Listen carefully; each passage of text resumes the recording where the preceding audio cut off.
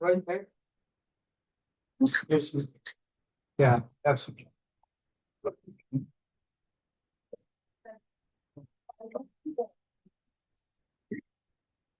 The Baker Tilly folks ready to go? Yeah. I'm not ready to go though. It's Baker Tilly, right? That's the addition, right? Yep. Yeah. See what I bought?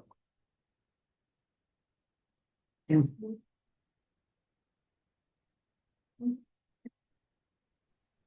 else is on June today? Will be probably. Joey said she's interested to get.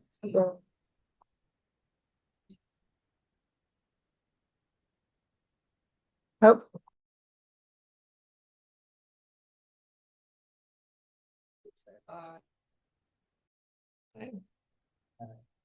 Any opposed? Any opposed? No, okay, motion carries.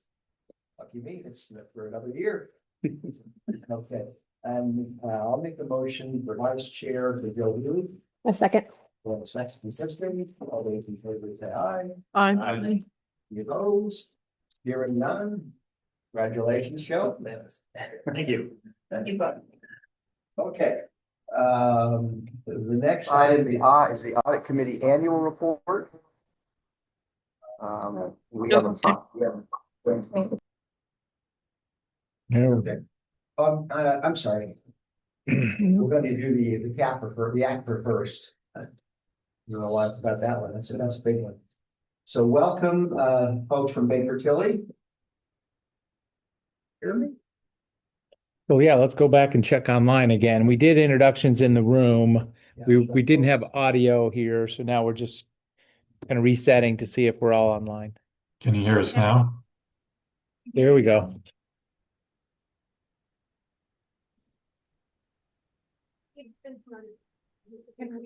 We can't see the Zoom on the screen. Okay. She's the one that has multiple titles also, right?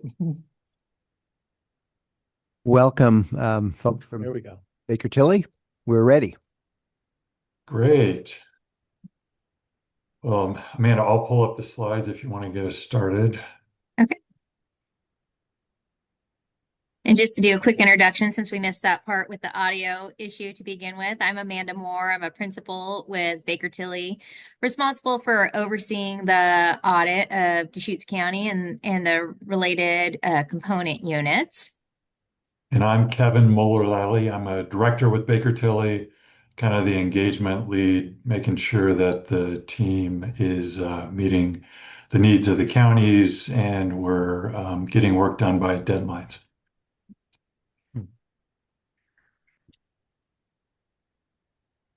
Share.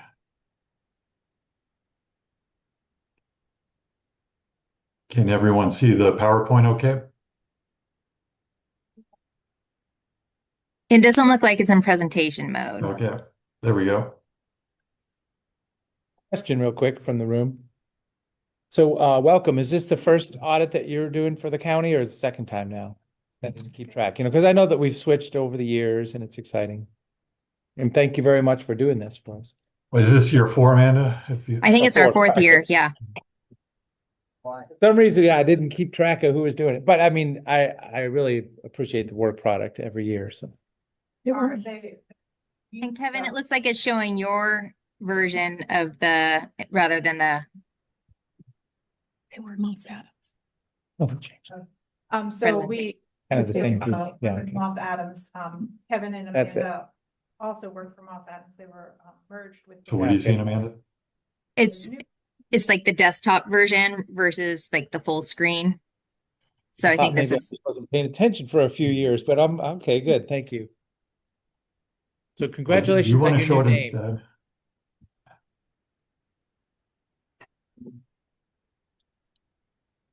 I'll stop sharing.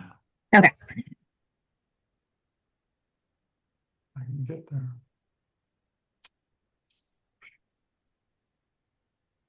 Okay.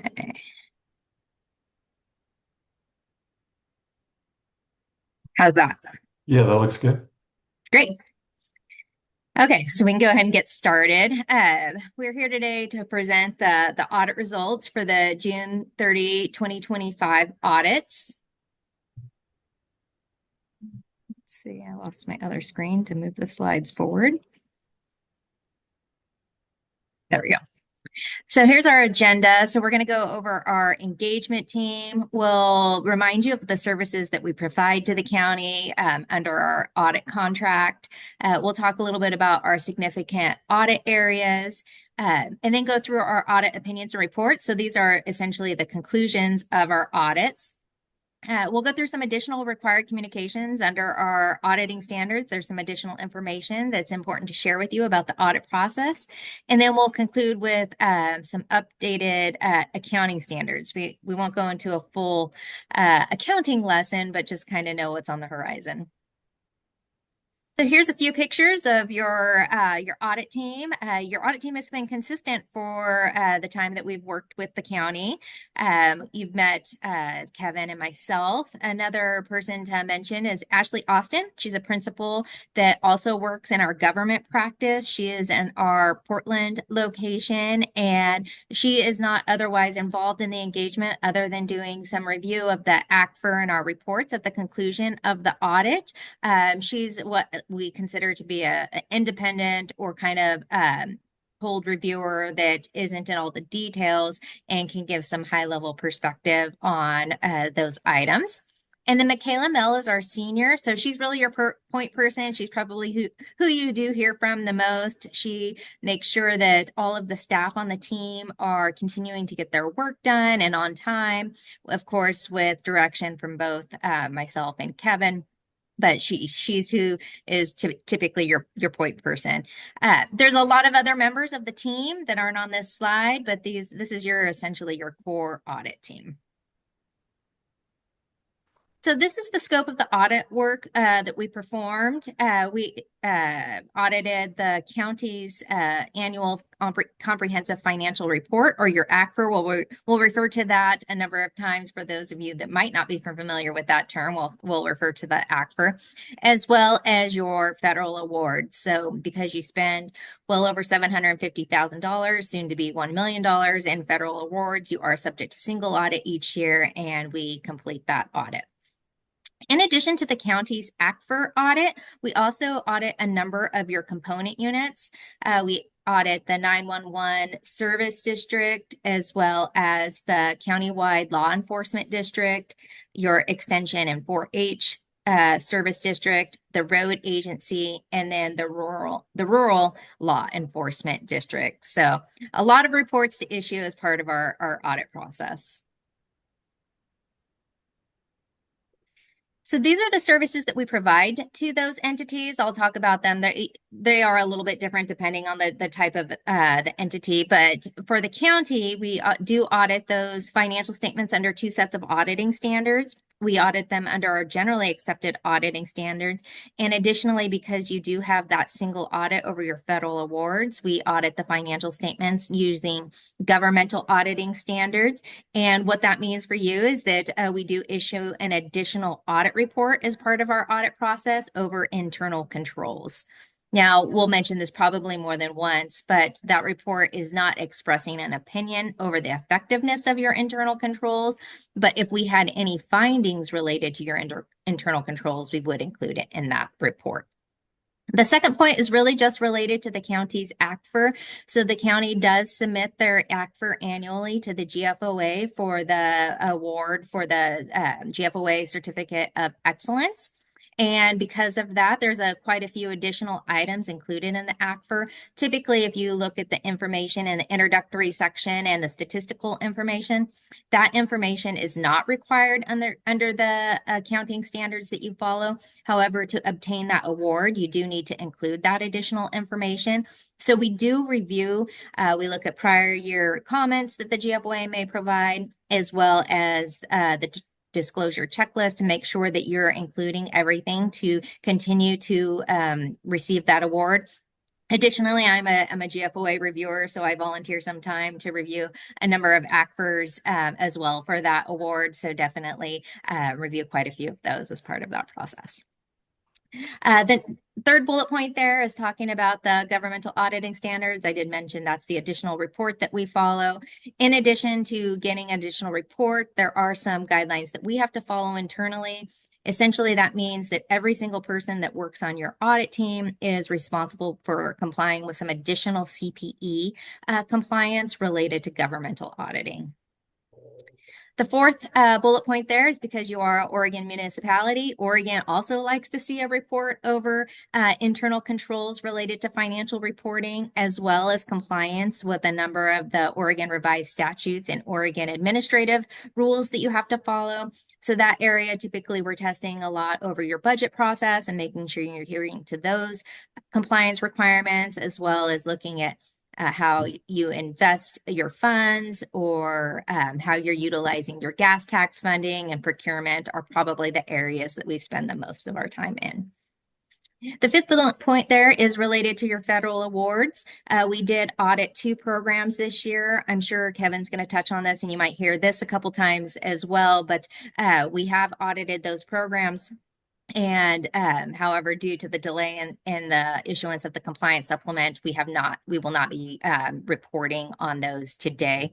And then the last bullet point there is our communications to those charged with governance. As I mentioned, our auditing standards do suggest a number of other items to communicate to you that are important about your audit report, as well as your financial statements and how the audit went. And so we'll go through those items today as well. And with that, I'm turning it over to Kevin. He gets to deliver the good news. Yeah, thanks, Amanda. I think the audit results are good for the county and each of the other blended component units, all those districts. So in terms of the financial statements, they have all received unmodified opinions in the audit reports, or clean opinions, meaning that the financial statements are materially correct in accordance with U.S. generally accepted accounting principles. So that's the highest level you can get. So great news there.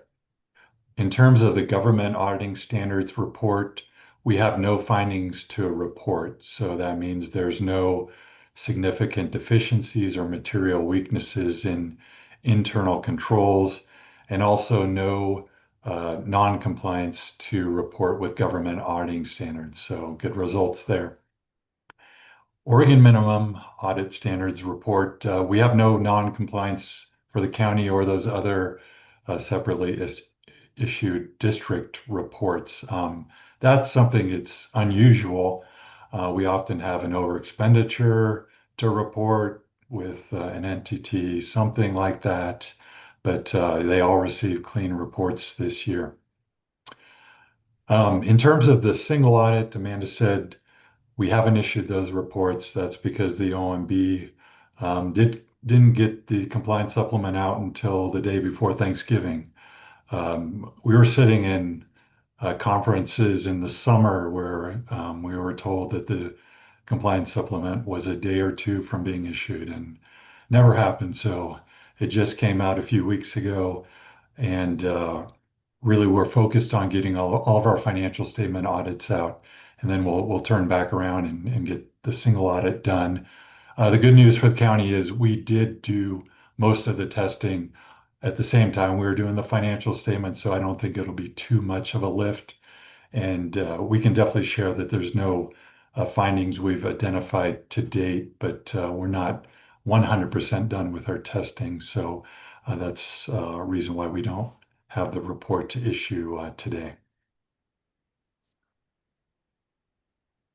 What I want to cover next is the required audit communications that the standards say that those charged with governance in the case of the county's audit committee should hear. And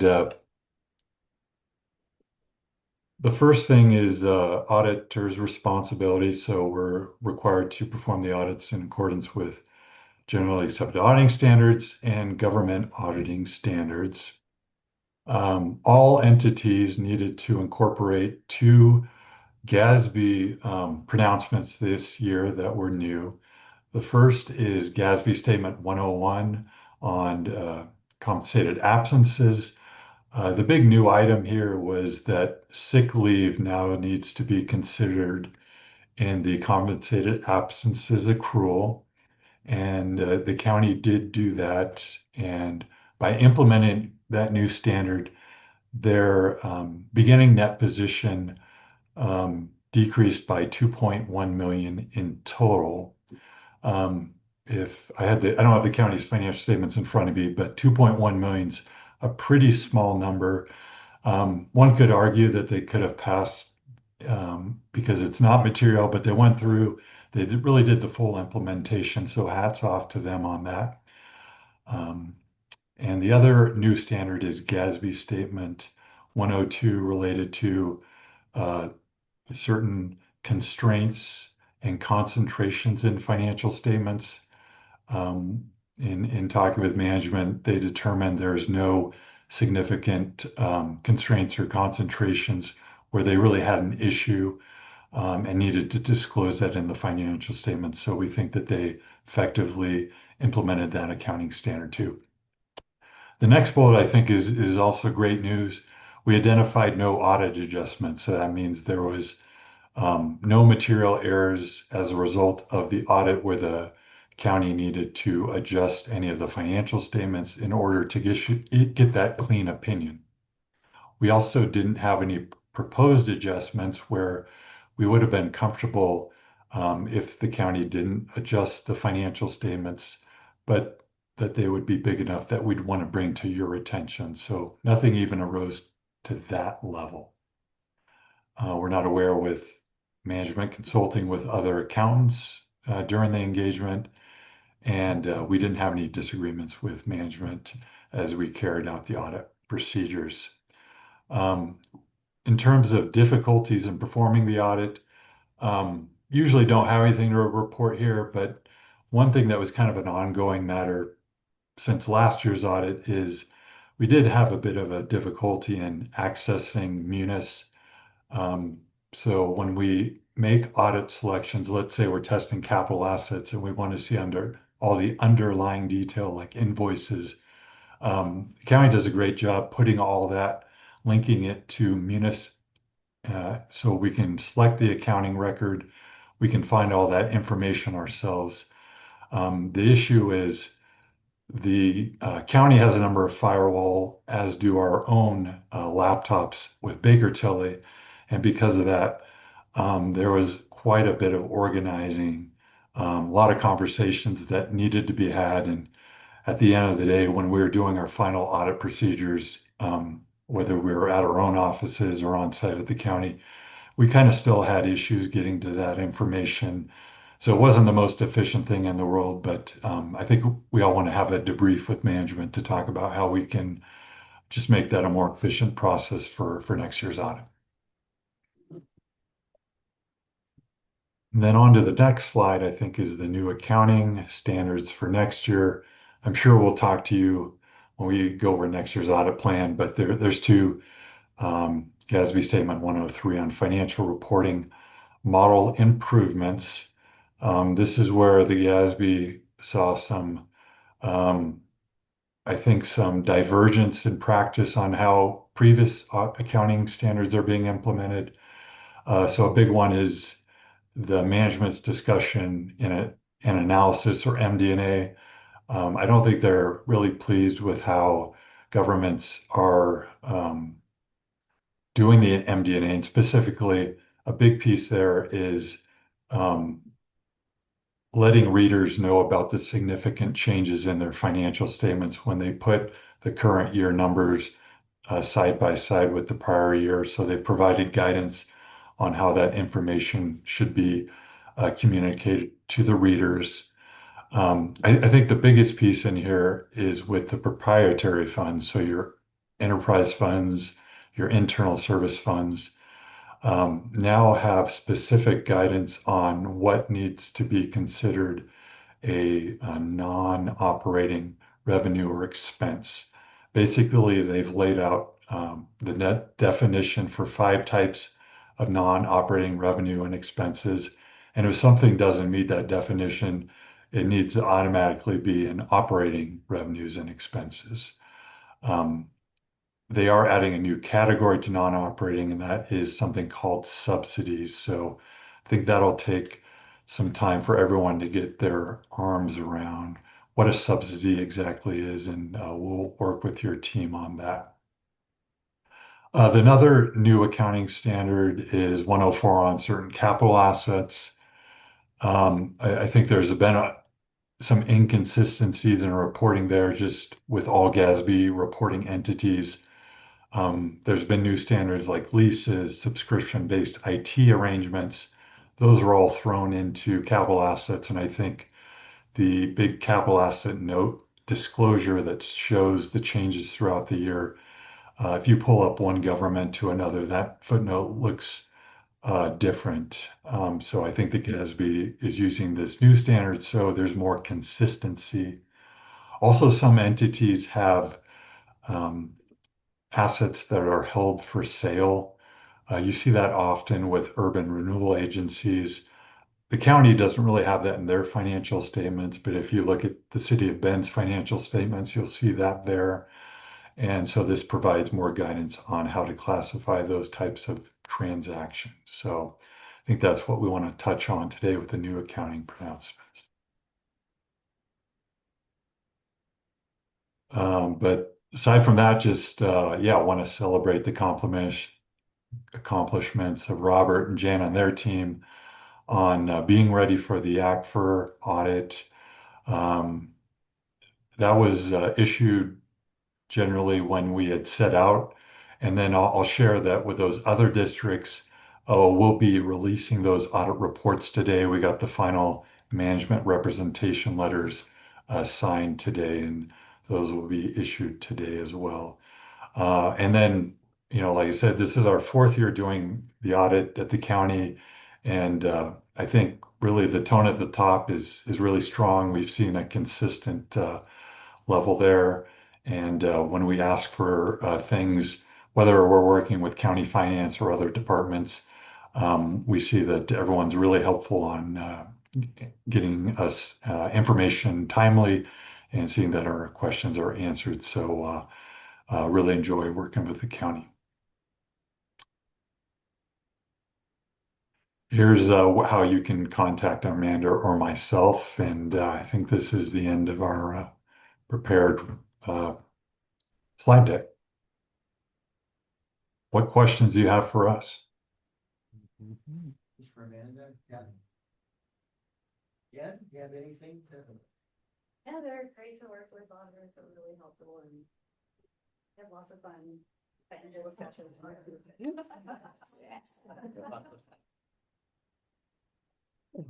hopefully we can get the Tyler ERP access figured out for next year's audit, but yeah, that is a back and forth with RIT amping up their security and then them obviously having good security as a public accounting firm, so just getting that worked out was really fun.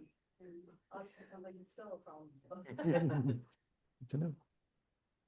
Well, just to add, thank you guys, thank you Amanda and Kevin. Thanks to the staff and management, doing such a fun job. It's really good news. Again, we appreciate the hard work. Anyone else? No, it's just a heavy lift every year, Jana. Great Just- job. This is really, every year it's hard. I'm sure you guys have missed out on some beautiful fall weekends that we've had to get all this done. A great ACFR and then also the audit on top of it. Yeah, we did invest in financial reporting tool, and so this was the first year we issued the book out of it, so feel free to open the book, it's really pretty. Yeah, it is. I saw it. And you can see it online too, but so that was exciting to finally get that implementation done, and then we should be able to start the financial statements a lot sooner than we have in the past with our old processes. I'm pretty excited, like I don't have to wait for year end anymore. Whereas all the queries we had built in the old process, I had to wait till like June, July before I could even like start working on the financials. Whereas now I can like roll this book and start working on it and import like a draft file balance and working on it throughout the whole year. Oh, that's awesome. Which is helpful because if you know, I think like I'm working in 3 fiscal years all the time. And so being able to like work in it while we're actually in that fiscal year is helpful. You're like, oh yeah, Road told me this is happening. I'm gonna go ahead and add that to the MBNA versus being a year out. You're like, what year did that? Oh, that's really awesome, especially with that new standard coming out. Yeah, yeah, that'd be really helpful. Excellent work. Thank you so much. Eric? Just wanted to thank Jana and her team on the tremendous work. I know it's a lot of hours, sometimes after hours, weekends, but just the tremendous amount of staff support that goes in, and also the work in the departments. I know that probably the health department is most impacted because of the federal grant requirements. So just a tremendous amount of behind the scenes work. Also want to thank Baker Tilly for their audit. Oh, I do have a question about this single audit timing. Since you just got the supplement not long ago, do you have timing on that? Yeah, I think we should be able to issue in January. It's not due until March 31st. But like I said, given the work we've already done, I expect we'll issue by the end of January.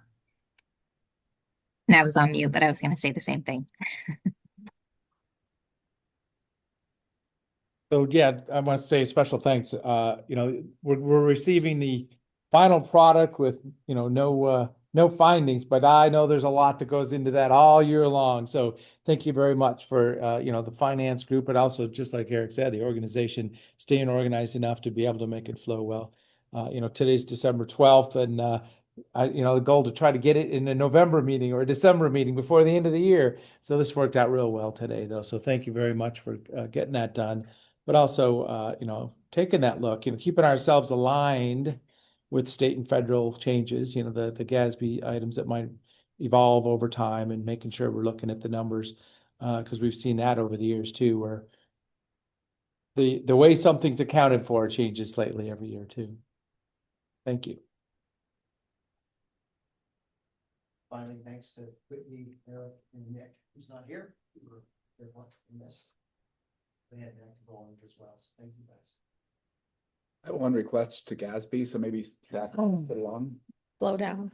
You get a great audit and it's like, oh, this is an unmodified opinion. You're like, what does that mean? So could they change the name to make it sound better? This is a great accomplishment. Gold The star. auditing standards. You want to change the Yes, auditing yes, standard. that's my Gold request. star standard. That's my request. Yeah. How do I do that? You have the generally accepted auditing standards. Yes. Get them to change it. The request is in. The weekend. Yes.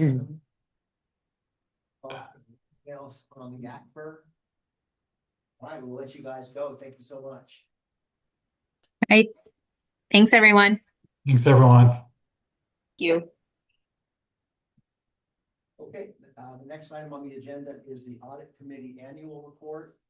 And that is a report that the Audit Committee submits to the Board of Commissioners each year. Submitted to the website in December 2024.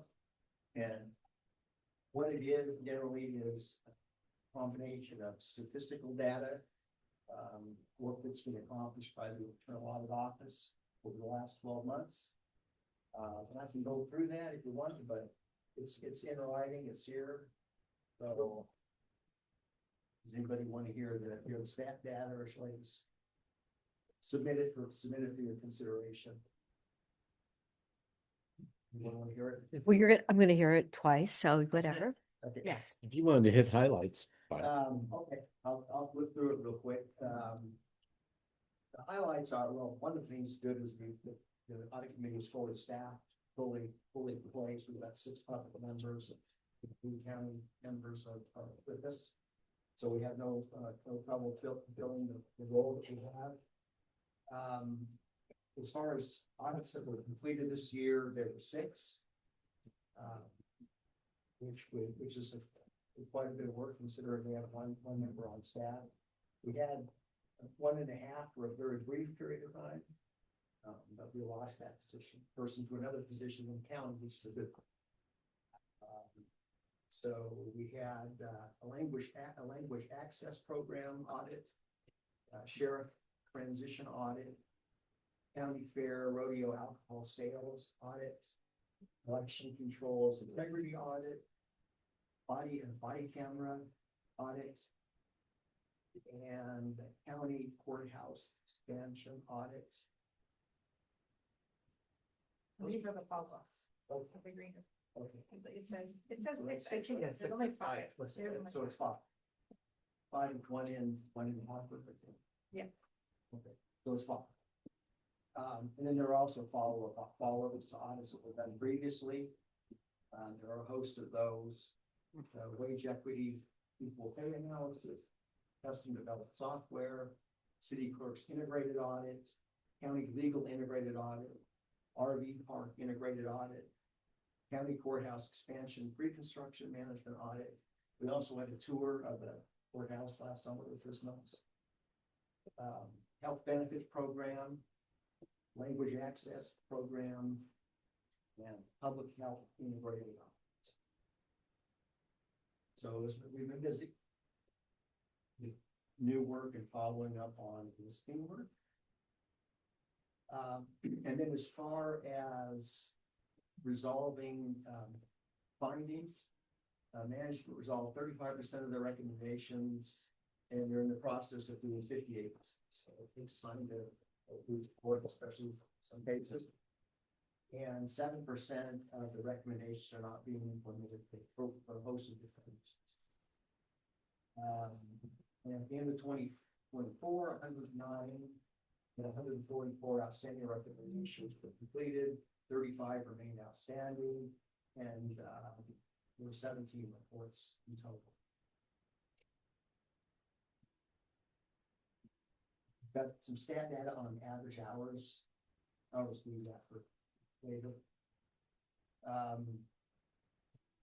And that's it for the stat data. There's also a comment in the report about some additional discussion that went on between management and audit staff regarding completing work. We refer to it as pushback, I think. It was dialogue between staff and management staff and internal auditor about access to certain information. So we noticed that this year more so than previous years, and I think it was a function of the audits. So we're sending that for your consideration as well. Any questions, comments, or? Yeah, thank you very much. So, this letter is respectfully submitted, Daryl Parrish. And, it does say here, healthy dialogue, clarification are expected, encourage resistance to independent review can undermine the purpose of the audit process. And as I say, I sat down with audit committee members here. We do seem to have slight cultural disconnect, and I'm not sure what we're going to do about it still. But I mean, well, yeah, I mean, what is to say, what is your thought as the chair now with your experience? Any thoughts? I mean, because we did have our sit down, at our work session, and I don't know if everybody watched it or not, but it just feels like a disconnect still. And I want and support a healthy audit program. So, yeah, I mean, we're still kind of at a unsettled moment for some reason. But I mean, for you, Daryl, any thoughts? Well, I think in a perfect world, obviously, the internal auditor would get everything they ask for as far as information. If there's try to figure out if there's a reason you can't provide it, come to some, final agreement as to why you can't, both sides. Maybe we've done that. I mean, we're moving on, hopefully, from the issue that we had in the clerk's office. Well, so Commissioner Chang and I were sitting side by side, and he said, hey, maybe we need to look at the code, so I'm just referring to what we talked about. I'm not going to speak for you today.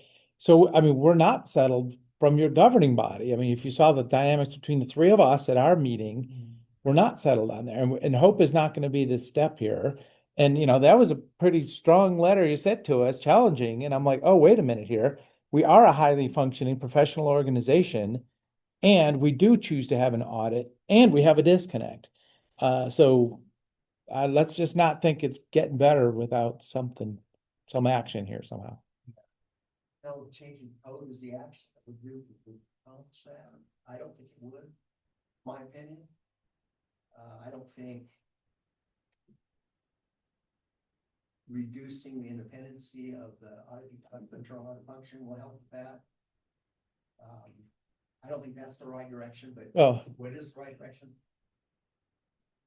Is there a reason, like, I wasn't on the audit committee, and this is before Elizabeth too, we went in this direction. We went to the performance audit direction. We hired a Yellow Book performance auditor to move in that direction. I feel like that's part of the disconnect because that is new and that's a new direction that we went and I think that's part of the disconnect. We went in a new direction with this new type of audit for the county. And change is always alarming in the difference in that audit versus what we had before. So if you can give us background on what was discussed as we switched. Along with reports to the city county administrator. And that was done with everyone's concurrence. Everyone bought into that. Everyone thought that's a good idea at the time. And I still think it's a good idea. That's my opinion. So as I say, I mean, I want to go through this. I do not. I want professional on all sides here. So we can take it wherever we need to. Commissioner Chang was going to say something. Yeah,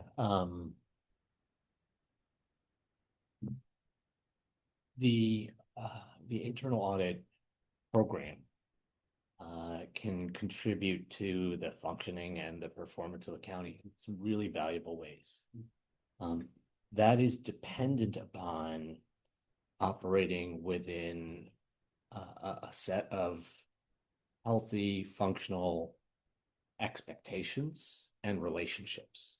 And I think we are in a real strain point right now in terms of expectations and relationships. And I'm very open on how we address that, but the value of the audit office, the performance of the audit office's work is dependent upon healthy expectations and relationships all around. And so that's what I think we need to be working on. Rewriting the code is one proposal for how to do that, but I would like to hear other proposals if there are. I do want to say that many of the concerns that I have heard from the auditor are we want the auditor to be able to do an important job. I have heard a lot of concerns that I could boil down to, if you wanted to oversimplify that, I could boil down to these are not optimal conditions to do the work. And I just want to say that this county is full of people who are doing important work, doing a great job under non-optimal conditions. And so I think it's reasonable to expect from the auditor a similar level of flexibility, innovativeness, creativity to do an excellent job under non-optimal conditions. And I could rattle through a whole long list of, go department by department on, people who are doing their work under non-optimal conditions and still doing an amazing job. And you all are very familiar with those. I'd like you to clarify what non-optimal conditions you're hearing from audit that audit is struggling with. There's a feeling that the independence of your function is being impaired. And during our discussion last week or 2 weeks ago, I made some suggestions about, okay, you can ask a very important question, and there can be more than one way of independently answering that question that doesn't come through the internal auditor. For example, I suggested, if you need to know, if you need someone to independently evaluate something that the clerk is doing, if you need someone to independently evaluate what the sheriff's office is doing, it is possible to get people who are not the clerk, not employees of the clerk's office, not the sheriff, not employees of the sheriff's office, to provide that kind of an independent review, you can provide the methodology. But if they are, if those entities are saying, we do not feel that we can share this information with you, I think it's important to recognize that there are other people who could perform an independent review, who could address that, address the goal and the need. I kind of take issue with you equating that with me operating under non-optimal conditions, because I think when you say that, you're implying like I want an extra budget, or I need people's attention when they're not giving me attention, and those those are the kinds of stresses that everyone in the county has a limited budget and deals with, and I would hope that you're not feeling like I'm asking for special treatment. Those other, those having out other reviews, as you're stating, like that would be great, but that's not an audit. And so it's not that I'm asking for special treatment or to, operate under non-optimal conditions. It's just outside of the function. So yeah, if Steve or the sheriff wants to get a review by another entity and report on that, those are great things, and they can tell you a lot, but those just aren't audits. That's fine, as long as there isn't a report issued that says, that essentially could create the perception that one of our departments is trying to hide something about a very gravely serious, important, politically sensitive issue. I conducted those audits because the audit committee instructed me where to audit, and I have to report on, follow through with my conclusions on the objective. And because I wasn't able to draw a conclusion on the objective, that's why I have to issue those statements. A big red mark and this label, an impairment, right? That, people are withholding information from you. I think that's, I find that provocative and inflammatory. We are one county. We are trying to support each other in doing the best job that we can.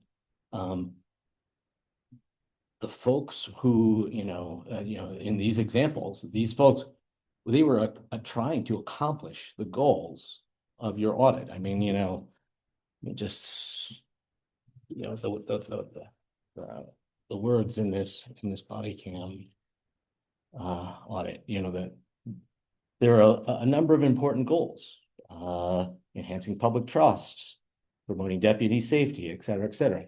These are things that the sheriff's office cares about as well. And there are ways to independently review these things to meet the needs of the public. And so it's, it may just be a matter of language, but,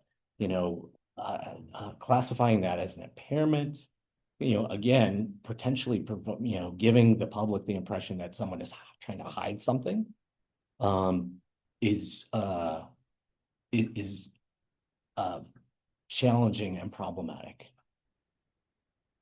Part of the standard, she does have to disclose the impairment. She is following the standard. So what I'm hearing is the suggestion of hiring outside consultants in these type of areas is No, what? Those specific examples, what I said was, actually, if law enforcement people are saying we can only show this information to law enforcement people, you could get other law enforcement people outside of the sheriff's office to review it for you.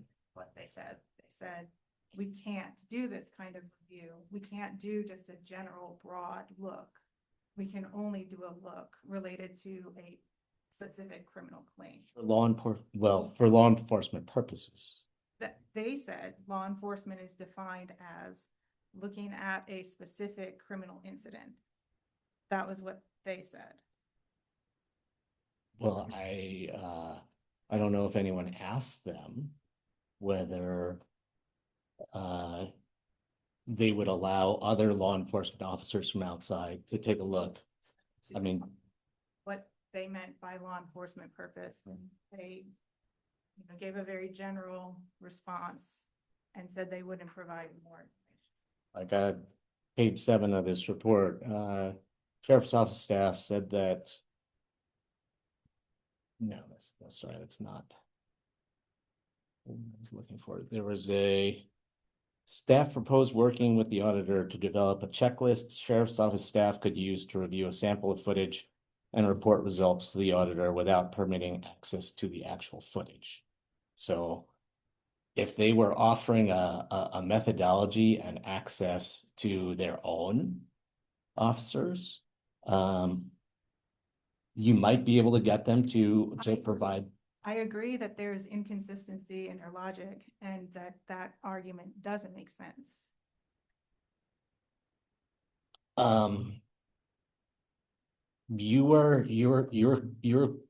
You're talking about the letter, the kind of the specific scope and intent.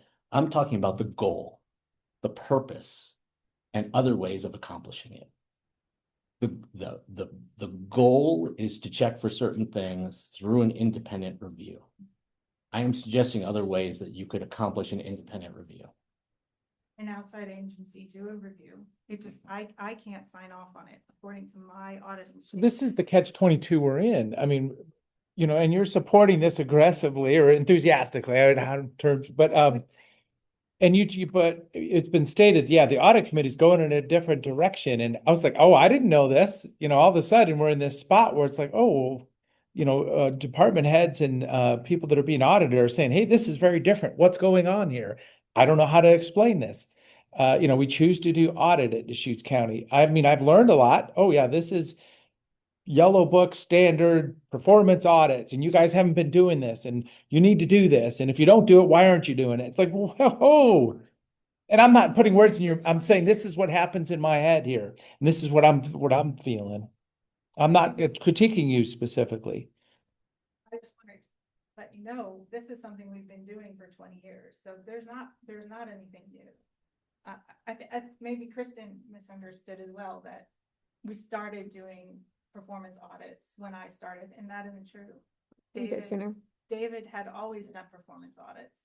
He'd always looked at Sheriff's Office. He did one of the very first audits he did was of the evidence room, looking at evidence, like at the law enforcement materials.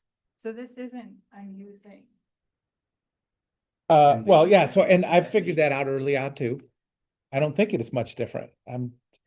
And something about the expectations and the relationships was different at that time. And people were comfortable providing David access to information that maybe they are more uncomfortable providing you with access to. And as I say, and I've been side by side with you. So Elizabeth specifically, I've been side by side. I kicked off this audit report with the sheriff's office for the body cameras very specifically because I was like, oh, this is getting interesting. I want to get, understand what's going on here. So, I mean, I'm not taking a side either way. I've always said we need a strong, healthy audit program, and we want the organization to be willing and accepting to do it so we can optimize ourselves. So, yeah, I mean, it's still hanging, whatever it is. If staff could use leadership from you and support to say, she is doing what she's always done. She's following the guidelines we've given her. Yeah. She has all of these policies and procedures in place. She's committed to protecting information. Yeah. And yes, please cooperate with her because it's something our county. I feel bad that we're talking to you directly on this. That's why I was trying to talk to the board here because we need to work this out. This is an audit committee that has the authority to give the auditor, the priority of the next audit. But we also have an organization that we kind of just lost confidence, right? And I'm ready to take that leadership step when it's the right thing to do. That's why we're talking about it today. I'm not discounting it. Accountable transparency. Well, so I was on the audit committee for 8 years and got relationships with the audit committee members and enjoyed the lunches and learned about the ACFR and enjoyed kind of thinking through, okay, what was just audited and what does it mean? And it's just different all of a sudden. And, maybe it is just that one time that a 20-year auditor that was here from the beginning of the program is handed off. And this is the bumpy road that we have to go through, which is fine. I mean, if that's where we're at, let's just find the smooth road and then go down that path. So I'm not even critiquing like that, but I don't want it to fester either. And I'm asking for the other audit committee members to be involved in this discussion because poor Elizabeth, it's their job and she keeps defending herself. So, I guess I'm a little bit, when you said that previous auditor would get information that they asked for, but this auditor wouldn't get the same information. That's what I heard. I don't know if it's the same information or whether It should be. It should or be. whether the prior auditor adjusted to the constraints that Right. departments operate under And I don't know if and there's- ask different things. There's, when the scope of the audit is initially done, if there's going to be these legal requirements, that questions that need to be asked, if that can be done prior to the final scope, and I'm just talking it, so some of these things can be eliminated from the beginning and adjusted from expectations of what can and cannot be done during the audit from the legal side, and have the county attorney or whomever is available to kind of find the path forward for so both sides are clear going in. Yeah, okay, so let's rewind, for example, this body cam audit. How would we do that? And what will we do differently than we did in this case? Because, to your point, I mean, ultimately, bottom line, it was county legal counsel who said, the sheriff's office does not need to share this data. So Speaks to that. It speaks to the evolution and how it happened. So when we started the audit, we were in conversations, and so we were talking like, oh, okay, well, let's ask these questions, and the audit moved on as the conversations were taking place. So it was at the end of the audit that we had to have that finally we got word that they weren't going to share it. But all along throughout the audit, we were talking and indications like, we'll see. And the sheriff's office, and they are here unfortunately, but I spoke to them about this, and they were, when we closed up the audit, they were like, yeah, we completely understand why you included that. Because I had a direction from the audit committee to go and audit the body camera program. I mean, it's really hard to audit the body camera program without actually looking at the footage. And they understood that, and they understood why this scope impairment was there, because how can you draw a conclusion about it without that one big thing? And so I don't think the sheriff's office did not have a problem with this inclusion.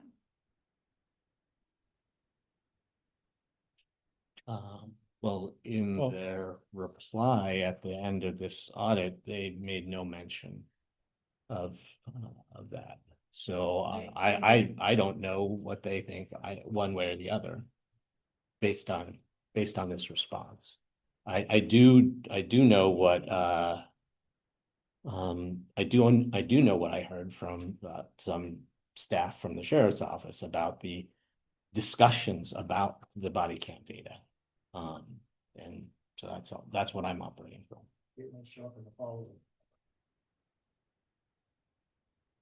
I'm not gonna follow up on this. I would only follow up on the-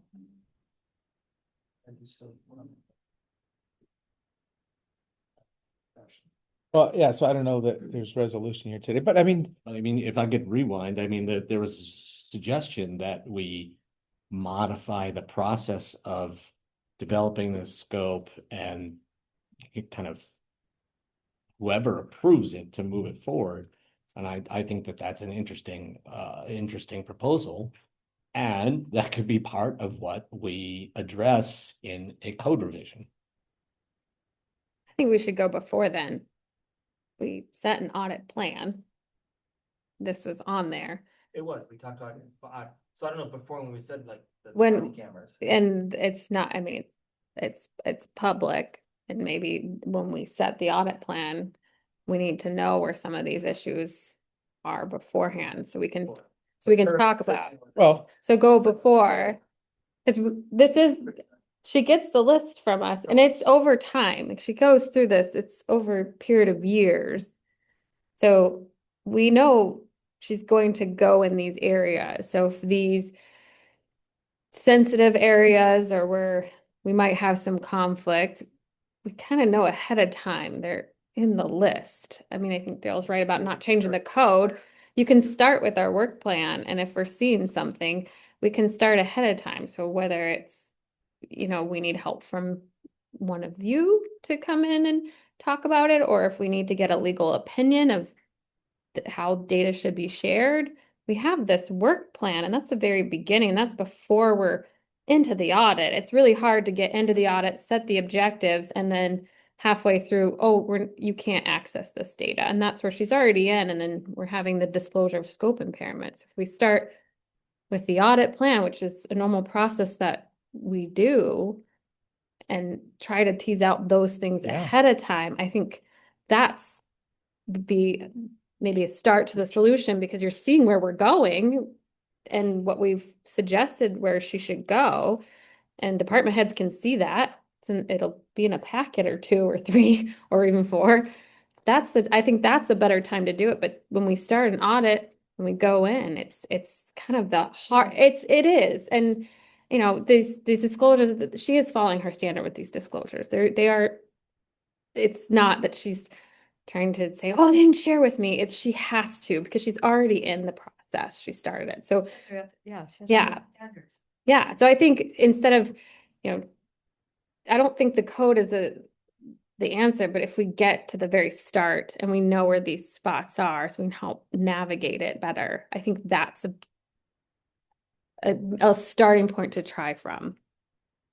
I think along those lines, one thing we discussed as part of the annual plan last year was that some of the suggested audits hadn't necessarily, as I recall, been discussed with the subject departments or offices of the audit. And I think that may be an area to go along with what you're saying, Kristen, that could be added, is that there be a lengthier discussion leading up to a proposed audit being brought as part of an annual work plan, developing the scope of the audit, what that might entail in conversation with either the elected department head of the office or a department head, so that it's more fleshed out. And when it comes to the committee is aware that that some of that background work has been done, and having bridged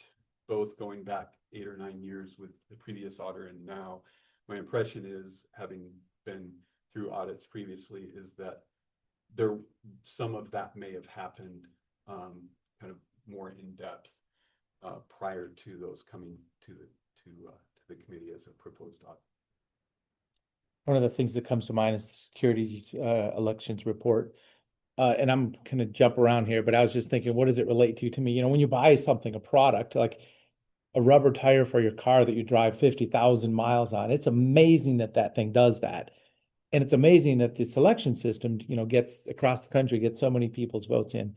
It's certified by somebody else is kind of my point here. And he was drawing that line. And then you said, oh, it's a scope impairment because I wanted to go look under the hood. And that could have been talked out right before that happened. It's like, oh no, this is a state and nationally certified vendor system, and many layers to that. So and then instead of starting off with scope impairment, it says the definition of this system is, this is what we can see, the output of this system. Every individual puts their vote in, and we're not going to be looking under the hood of this. I mean, it could have been done up front. It's kind of that same concept a little bit. Or we could have done a different audit if it Well, wasn't if something would be worth Yeah, the anything time. around it. Yeah.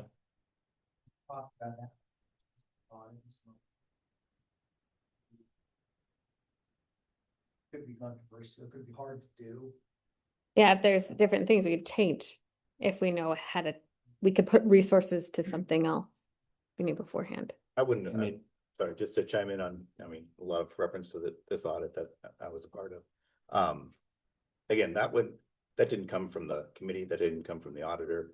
I suggested that, hey, come audit us. We want to be transparent about what we do. But oh, by the way, there is our ballot security plan that is not subject to disclosure, debate that. But it is submitted timely and approved by the Secretary of State's office. So that goes back to kind of the tone that I was referring to before. Those words could have been added to the audit. It could have said scope impairment, but this was reviewed by another entity and approved. Something like that. That's the tone. And that could have been done as part of this audit.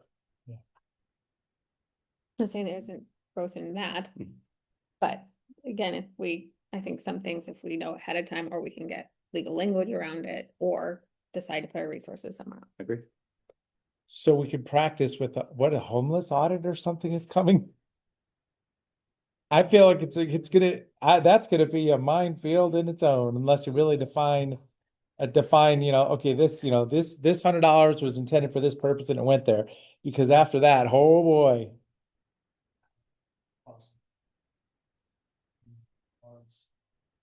But I mean, that's being proposed, right? Yeah. I do like the idea that, something very early in the process, whether before it's put in the audit plan or at the beginning when it's put in the audit plan, that there's departmental check-in. And particularly for very politically sensitive topics. I mean, the two that we're talking about here, collection and use of body cam footage, election security. I mean, these are powder keg political topics in our society, in our community, and they need to be handled with great sensitivity. And I guess I want to just reemphasize that what I'm concerned about is a report that comes out that puts questions in people's minds. It's But like, they already had those questions. And I mean, honestly, Elizabeth is following her regs. And I feel like we're not always going to get the answer that we want, but it's already out there. So people want those things answered. they give legitimacy to sometimes illegitimate concerns. I mean, I could have done the audit work and drawn a conclusion and drawn a finding related to those. I think I looked at other areas of the election where people also had questions and doubts about, and found like, no, it looks good. So I think letting the auditor do their work adds to the legitimacy.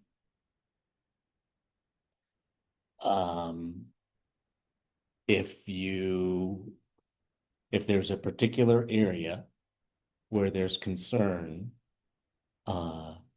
and you add to the concern because you don't want to make room for people to trust an independent review through another channel, then I don't think it adds to. People can look at independent reviews through other channels.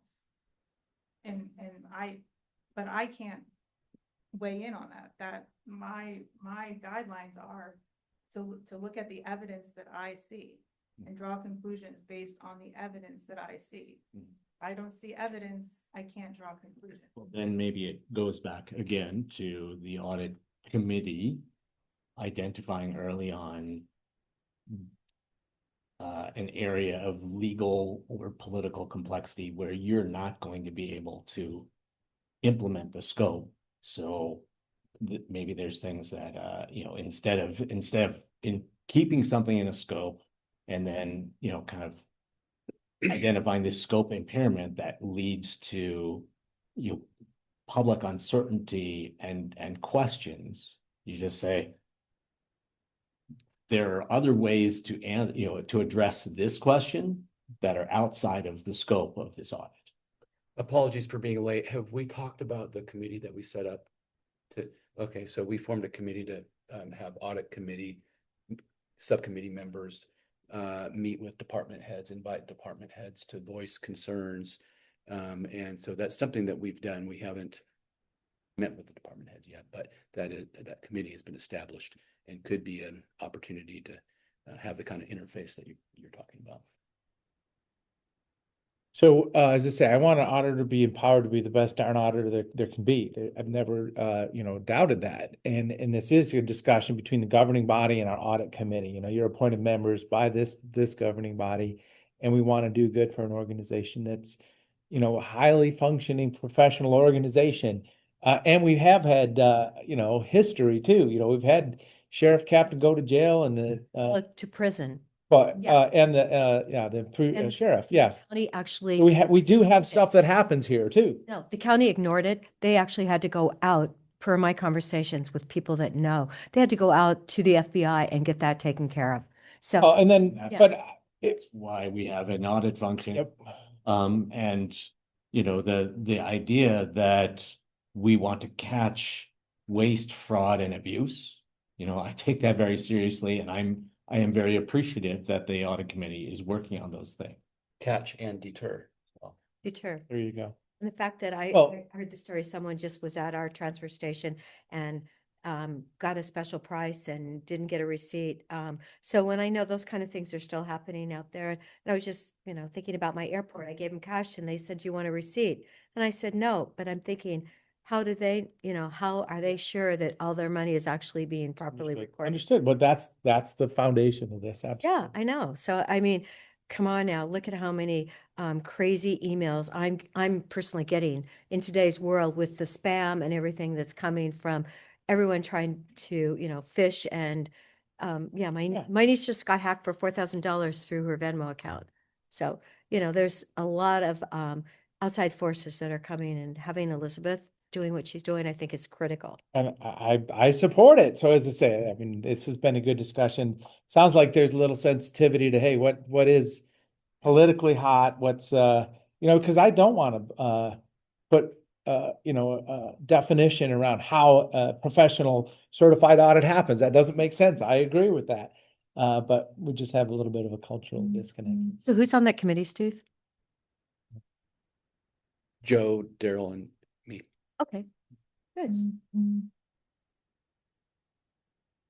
Well, I think it's a good one. I'm sorry. I don't hear any opposition to engaging the departments early on, once we put the audit plan together, having them have an upfront discussion about what we're gonna do, what their concerns are. Well, That's a good idea. and if there's that moment that a department head or an elected official says, I'm not going to let you open up that door, and it just doesn't feel right, that's the moment. But Actually, I'm going to disagree and push back a little bit on that, because access to information is really important to auditing. And the office should not be going to the sort of the path of least resistance. We shouldn't be guided. and I don't think I was saying that at all. You're responding to something I don't think I was saying. Saying that if So now you're telling me what I was saying, that I believe this is what you're saying. Is this correct? If a department head is resistant to sharing information, then we shouldn't audit in that area. oh, no, I was saying the other side. I want you to be Columbo. I want you to say one more question, ma'am. And then, follow up again. Hey, that didn't add up. One more question, and not stop until we get to the end of it. But there may be political and layers of reasons that are reasonable that we don't go down some path. So no, I'm not challenging you on that at all. At that moment, if a department head says, I really can't share that with you for X reasons, that would be an appropriate moment to engage the Board of Commissioners. All the media. In fact, that's what I figured out. Engage legal counsel. When and say, well, yeah, like let's discuss this barrier, and if it's Council, well, on both issues. And so when I engaged legal counsel on the elections audit, they said, we don't have an opinion. We're not going to weigh in on this. When I engaged legal counsel on the sheriff's office, it took them a while. And then finally at the very end, that's when, And what I said first was engage the commissioners. I mean, when you get to that sticky moment, I think that is an appropriate moment to engage the commissioners. I mean, I do not sit on the audit committee right now. I have other committee assignments. I don't want to track every audit in great detail, but that is an appropriate moment to engage the whole board of commissioners. Well, and I remember being on the committee and with Dave, and we were talking about this, like, well, what if? Because you can keep doing that. I mean, if it doesn't land, I mean, call Lars Larson, call Barney Lurton, and get the media here and say this is not right, and everybody needs to see it. That could be triggered here. I hope that never happens, but I mean, that's what we're talking about. Because if it isn't right, it isn't right.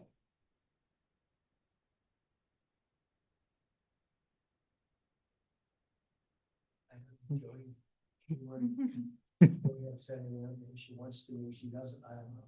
Oh, Could she give us? Is there a hand up? Hand isn't. Oh,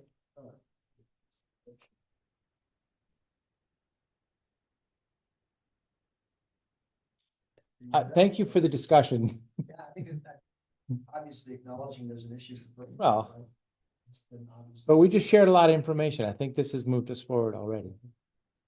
Well, I do want to commend Elizabeth. We did have a meeting in the sheriff's office. I was actually there. And, we were working together on it, and, okay, so eventually they came back and it was a no, but they were definitely, everything was very cordial. Yeah.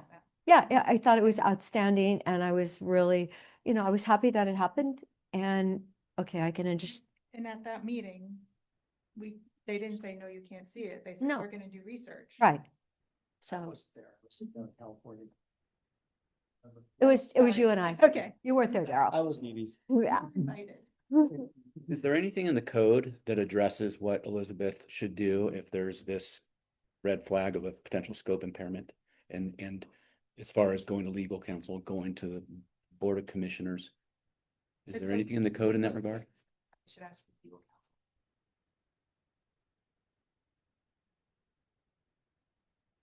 What happens when they don't feel comfortable? Isn't that what you got? Sorry. They did with the sheriff, but the elections, they didn't feel comfortable, or they just didn't have an opinion? Should that be the board instead, or? it- just- I think that would have been a reasonable time to engage the board. I would have been happy to be involved in those discussions. But if the code requires her to go to legal counsel, and she goes to the board instead, or before legal has a chance to get back, I don't know if you'd be comfortable doing that. Then the question comes back is, do we have the right code at the moment? Fair question. Well, thank you for the discussion. Yeah. Point else before- Yeah.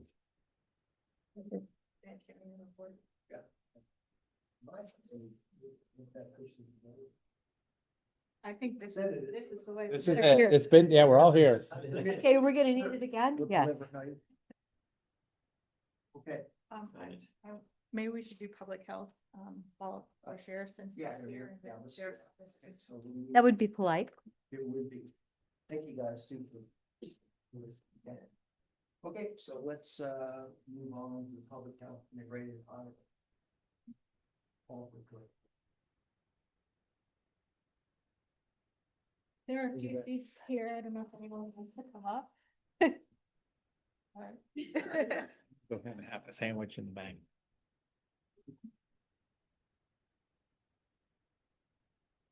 There's one here. There's here too. Oh, Ollie, Dr. Hoppy acknowledged our message last week, today. He goes, thank you. God. Okay, well, that's something. Yes, at least we've got her cell phone now. We're making progress.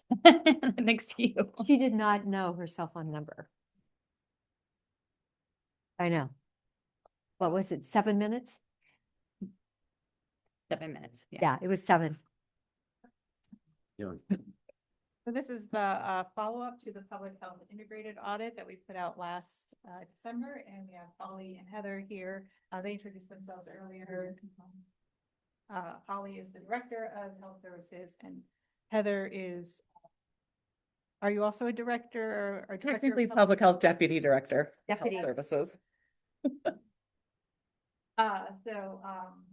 Yeah, so we did an integrated audit of public health, which is a part of our regular process. We cycle through different departments and do these sort of high-level scans of things that apply across the board, not really related to their specific functions, but just sort of the kind of things that all departments have to deal with.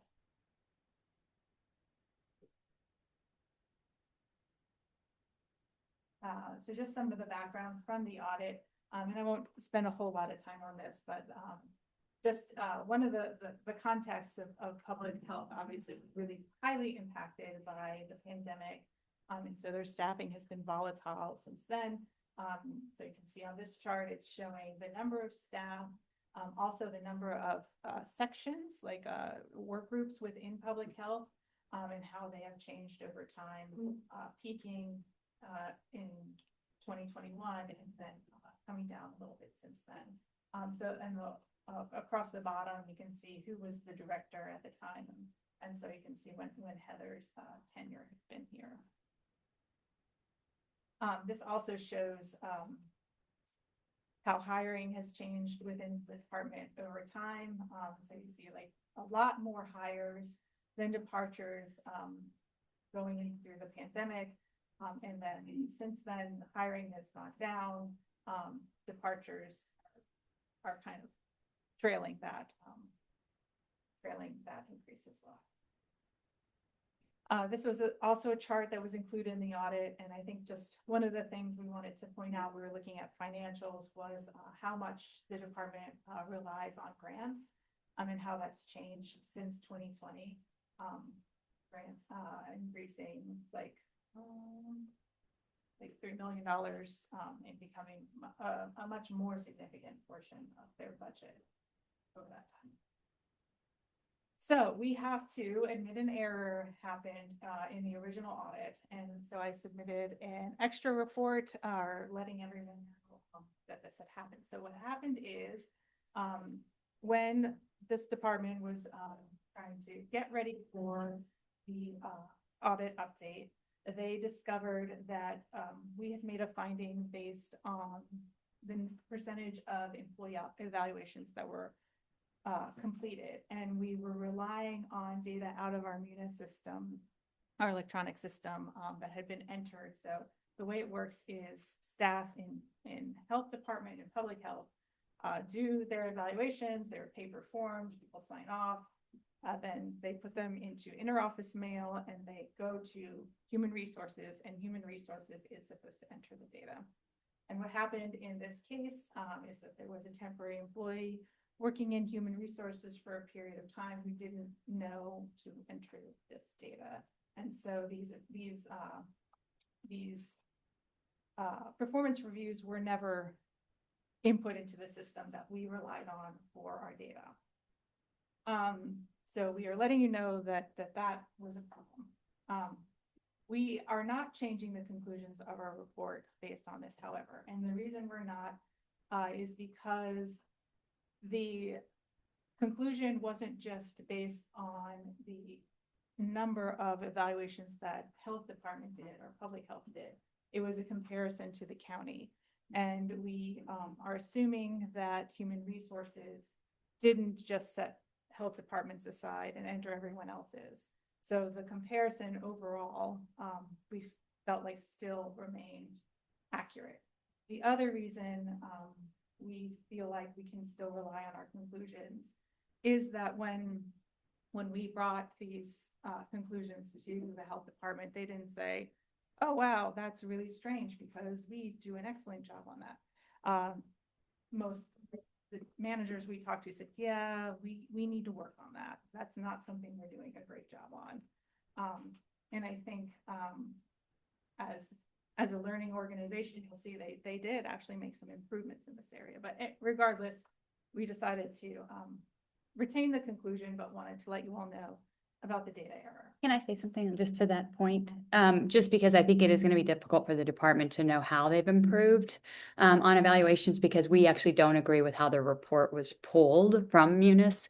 We don't agree with the data foundation of this. And so because the data in Munis is complicated and difficult to gather, it's hard for us to know how we're improving on our evaluation status, because the original data we don't believe was accurate.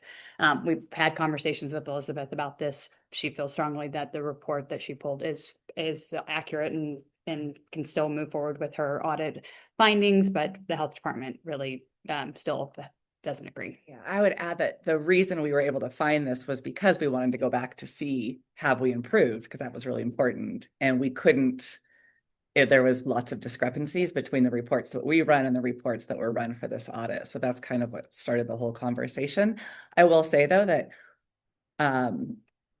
we have made a lot of improvements as far as expectations, coming out of COVID. I think I will say that, yes, we needed to improve there as a piece of this. So there's definitely expectations now of our supervisors and managers for completing evaluations on time. The tricky part I'm running into now, though, is how do I evaluate that? I do want to speak to the question of whether the reports were reliable, because I think that it's a bit of a mischaracterization. We put certain parameters on the reports that we ran. So the parameters we put on it was January 1 of 24 to the date we ran the report.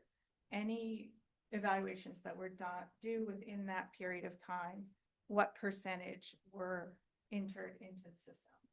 Not on time, but just in the system. We compared the exact same parameters from health countywide. So that's the report that we use. Staff then, when they wanted to follow up on this and they were being proactive and they were trying to see if they had made improvements, they discovered a person whose evaluation was due in December of 23 who wasn't included in our report. Actually was, I think, a person whose evaluation wasn't completed even. And this is causing them to think that our reports are unreliable. The report isn't unreliable, it's just different. We just had different parameters. And so if I can pull the numbers for you if you're interested to compare you to the county as a whole. You probably can't pull it down. But if you wanted to ask me to do that, I could do it, and I could run a similar report to the one I ran for you. Yeah, I think for us, I think we have to agree to disagree on this, because we have kind of ad nauseum talked through this. And I think part of our issue is when we find inaccuracies in the report based on the information we have internally that actual evaluations have been completed, that's when we just start to question the data in general. It was a different report you were running. It wasn't my report. The report I ran had specific parameters, and you found a data point that lay outside of the parameters of the report that I ran, which doesn't mean my report was inaccurate or not reliable. It just means it was different than the report you ran. And agreed, the health department would respectfully disagree. Yeah, I think moving forward, we need to kind of understand the process better and probably improve some processes. And so I do question that report as far as how I'm going to look at whether or not we've improved as or not. Which is the goal of audits. Mm-hmm. To help us do better. We are not denying that we have room for improvement on evaluations. And I think given what both public health in particular was dealing with during COVID, it's not surprising that some evaluations were not the thing that rose to the top during that time. There was a lot going on. So there is room for improvement. We don't disagree on that part. It's really just like, how do we know what we need to improve? How are we going to measure that? And that's going to be difficult based on this audit, which is kind of our hope for any audit we get, is to help us be better going forward. And that's going to be tricky on this one. I will say though, I appreciate that the actual data, I think, was taken out. Is that accurate as far as percentages? Because that's where we're really also agree on the actual percentages. And so just I'll let you all know. So what we've done really internally is I've been working with my managers and supervisors. We put clear expectations that they and their performance, they're all to have a complete all staff performance evaluations on time within theirs. And there's been a lot of improvements, we think, in this last When you year. say a lot, do you mean like maybe 95%? I don't know because I'm still trying to figure out which report to run. But I will say that there has definitely been a push and an expectation. And I will also add that I think when you met with the managers, their focus has really been more about one-on-ones and having regular one-on-ones with their team and their staff as really important. And we continue to really stress that as well, versus yes, annual performance evaluations are important. And what's really important is making sure that managers and supervisors are checking in regularly with their staff, not just once a year. Can I just ask, so if I'm tracking correctly, there were evaluations performed, Health Services has records of them, they're not in Munis. And yes. so if you pull a Munis data set, then basically evaluations that have been done are not captured. We took a look at all the ones that were showing based on the report that the auditor ran, and then we compared that to what we have on file, and it wasn't consistent. So I think there's some process improvement here to be had. I mean, if you can kind of deliver those, records of those evaluations that aren't captured in Munis to the audit office, is it possible to recognize, kind of the limitations of the Munis data set somewhere in the. Yeah, and I think moving forward, that's something in our memo mentioned that as well, that we really need to take a closer look at that data that we've been relying on for years.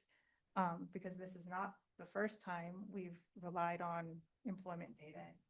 And Aaron and David used this data going back years. What are we going to do in the future? And that's something we'll have to think about as we kick off the next integrated audit.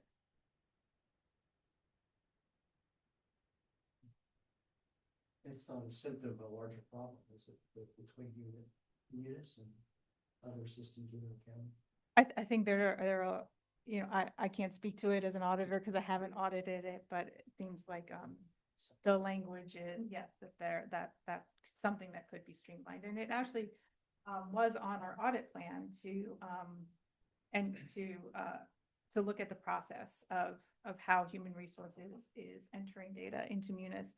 And we took it off, one, because I wasn't aware of the extent of the risks that maybe David was aware of, because I was a new person and I didn't have access to all of the information. And also human resources had been audited a lot and didn't have a director. And so we took that plan off of the audit plan. But I think this speaks to a reason why we need to trust those audit plans even when they're inconvenient. For some reason, I have been disconnected from Zoom. I've been disconnected from everything. We forgot to pay our bill again? Okay. My internet is down. So I would just say on the topic of kind of the broader system and the data within the system, this one has been tricky, I think, in having conversations with Elizabeth. Nick, Eric, and I have had conversations on this topic, as well as with HR and with health services. And I do think it's a couple things that are driving it. One is I think that there's, as Holly put, a difference of opinion between HR staff and health staff.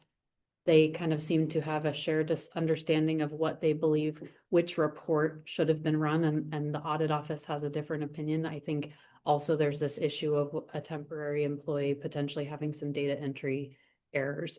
So I think it's difficult to say what the driver is, but I would kind of echo Holly's sentiment in that there appears to be, I think, kind of multiple factors at play with why outcomes that are existing might be not quite lining up. It's comfortable to know that everyone's aware. Yeah, we are very aware. Oh, boy. all right, so kind of going back to the beginning, we had 6 recommendations in this report. At the 1-year follow-up, 1 recommendation's been resolved, 4 is still in process, and 1, the department accepted the risk of not implementing.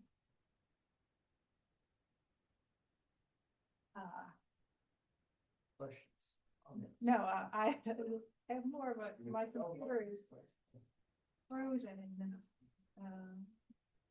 Okay, so the one that was resolved here was the first one related to the employee evaluations. So we had found that though the county as a whole had low performance in completing evaluations, public health was even lower. So we recommended completing annual performance evaluations and also establishing division-wide expectations for timely completion of evaluations.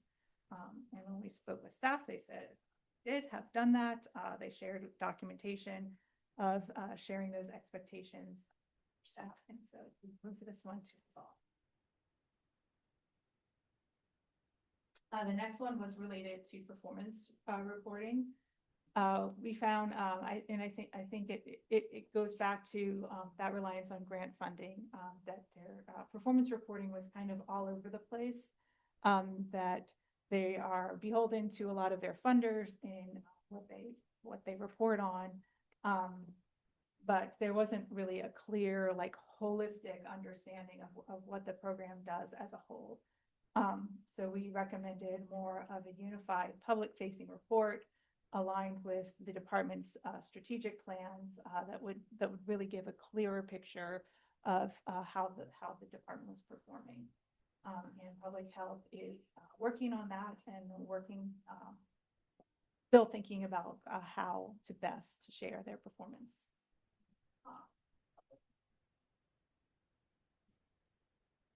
Another finding was related to cash controls. We found that there were controls in place, but some incomplete procedures weakened some of those controls. So we recommended strengthened controls over mail payments and account receivable oversight and using receipt books that meet county policy for taking cash receipts. Public health updated us that they were now using the correct receipt books. They were updating their cash control procedures to include mail payments, and they expect that will be done by February. Isn't it fascinating though, at our pharmacy, you cannot use cash? You can only pay with a credit card, even if it's like $1.50. They demand that you use a credit card. So. Staff decision because of concerns about cash. Right. Oh, I get it. But I mean, for $1.50, please. Public health is also planning to update their cash control procedures. One of the things we noted about the department was they had this really very strong comprehensive risk assessment, which we don't see across the county. But the risk assessment didn't include the written cash control procedures as a tool for mitigating risk in this area. We recommended revised procedures that included cash collection practices, workflows, and defined responsibilities, and would also like to see those procedures reflected in their annual risk assessment. And staff said that they were planning to update those collection procedures by February 26th. We also saw some inconsistencies with how gift cards were issued. So the department uses gift cards when working with public for things like, what are you using gift cards for? We don't use them very often. I was gonna say, do we even use them anymore? Probably- It was during COVID. Well, yeah, like when you're trying to get consumer feedback and things like that, sometimes gift cards are used as a way to incentivize participation, things like that. So we recommended reinforce accountability for prepaid gift cards through training, monitoring, and revised procedures. Staff audited the gift cards twice this year in January and June, and are planning to update their procedures by June. And the final one is actually also related to human resources and data entry.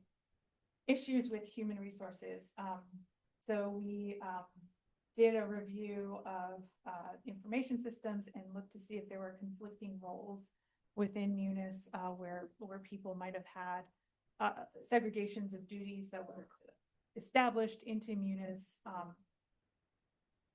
two people might have the same role so that they were able to request and approve payments, for example.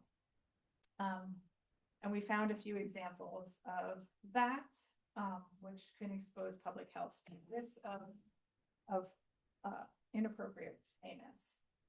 I think the reason given was that if someone was promoted or changed roles, human resources wasn't changing their role in the information system. So public health would let human resources know this person has changed their role, but then human resources wasn't updating their role within the financial system. So we recommended, because, and we asked public health about this, they said, well, it's really resources that's causing the problem. They're responsible for entering the data. And we always try to say, oh, this is your audit. This isn't human resources audit. So what can you do in order to make this process better? And we came up with maybe a tracking system so that instead of just sort of one-off when they notice that this is happening, let them know, let human resources know about it, to actually track and talk about how often it's happening and what's really the extent of the problem.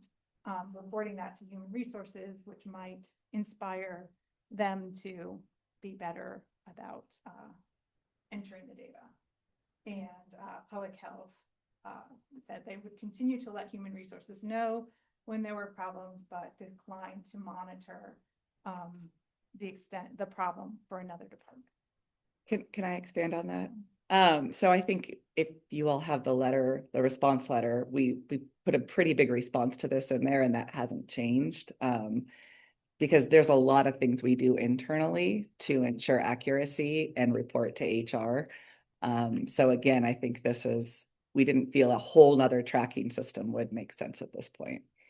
And Heather, could you clarify for me, and I apologize for not knowing, is it employee data that's sitting in Munis or is it Tyler data? My understanding is it's Munis. Cheryl can probably, Cheryl, this is a department wide. Munis side data. Okay, thank you, Cheryl. So you can see in our response all the things that we're doing already internally. So, but there's no like a quantification of how often this is happening that then human resources could say like, oh, this is a small problem, this is a big problem, or take it to administration to. And I think some of the challenges is we're not able to input a lot within Munis on our own. So we're relying on other departments to do that as well. And adding additional tracking mechanisms and spreadsheets or different processes to an already under-resourced department, I think is an unrealistic expectation. Kind of to some of your point, I mean, it's just, we only have so many staff and we have mandated work to do, and we already have a bazillion tracking requirements for lots of required mandated services that to add an extra one is just what's not feasible.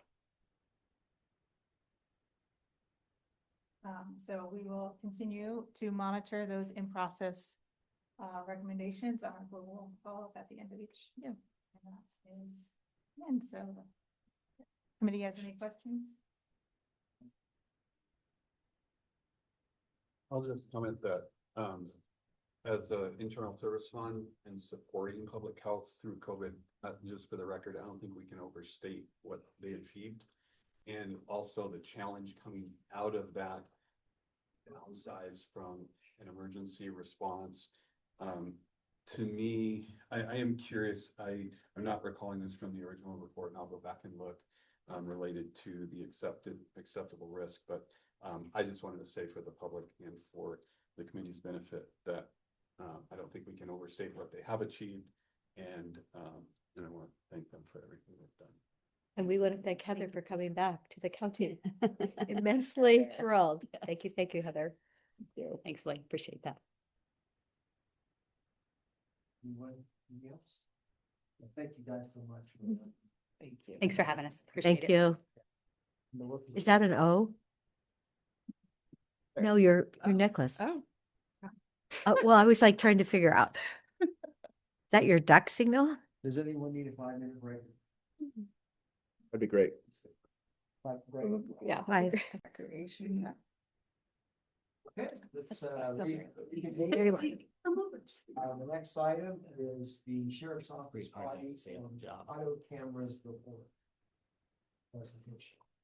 All right, so this is the report, we released, to the audit committee about 2 weeks ago. I'm giving you the public.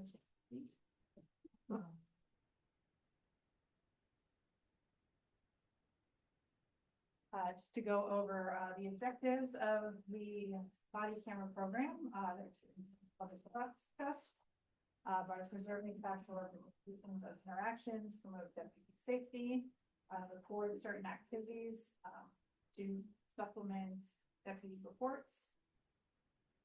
Enhance the deputy's ability to document and review statements, before, to improve consistency of internal reporting and also courtroom testimony, to provide, visual and audio evidence for investigations, and to provide an impartial measure for self-critique and field evaluation during judgment. Some statistics about the body camera program. It began in May 2021, so I haven't been using them for a super long time.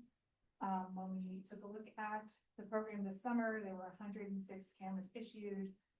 That had been 18,866 recordings in the first quarter. I should say Q1. Yeah, that's right. In January to March of 2025.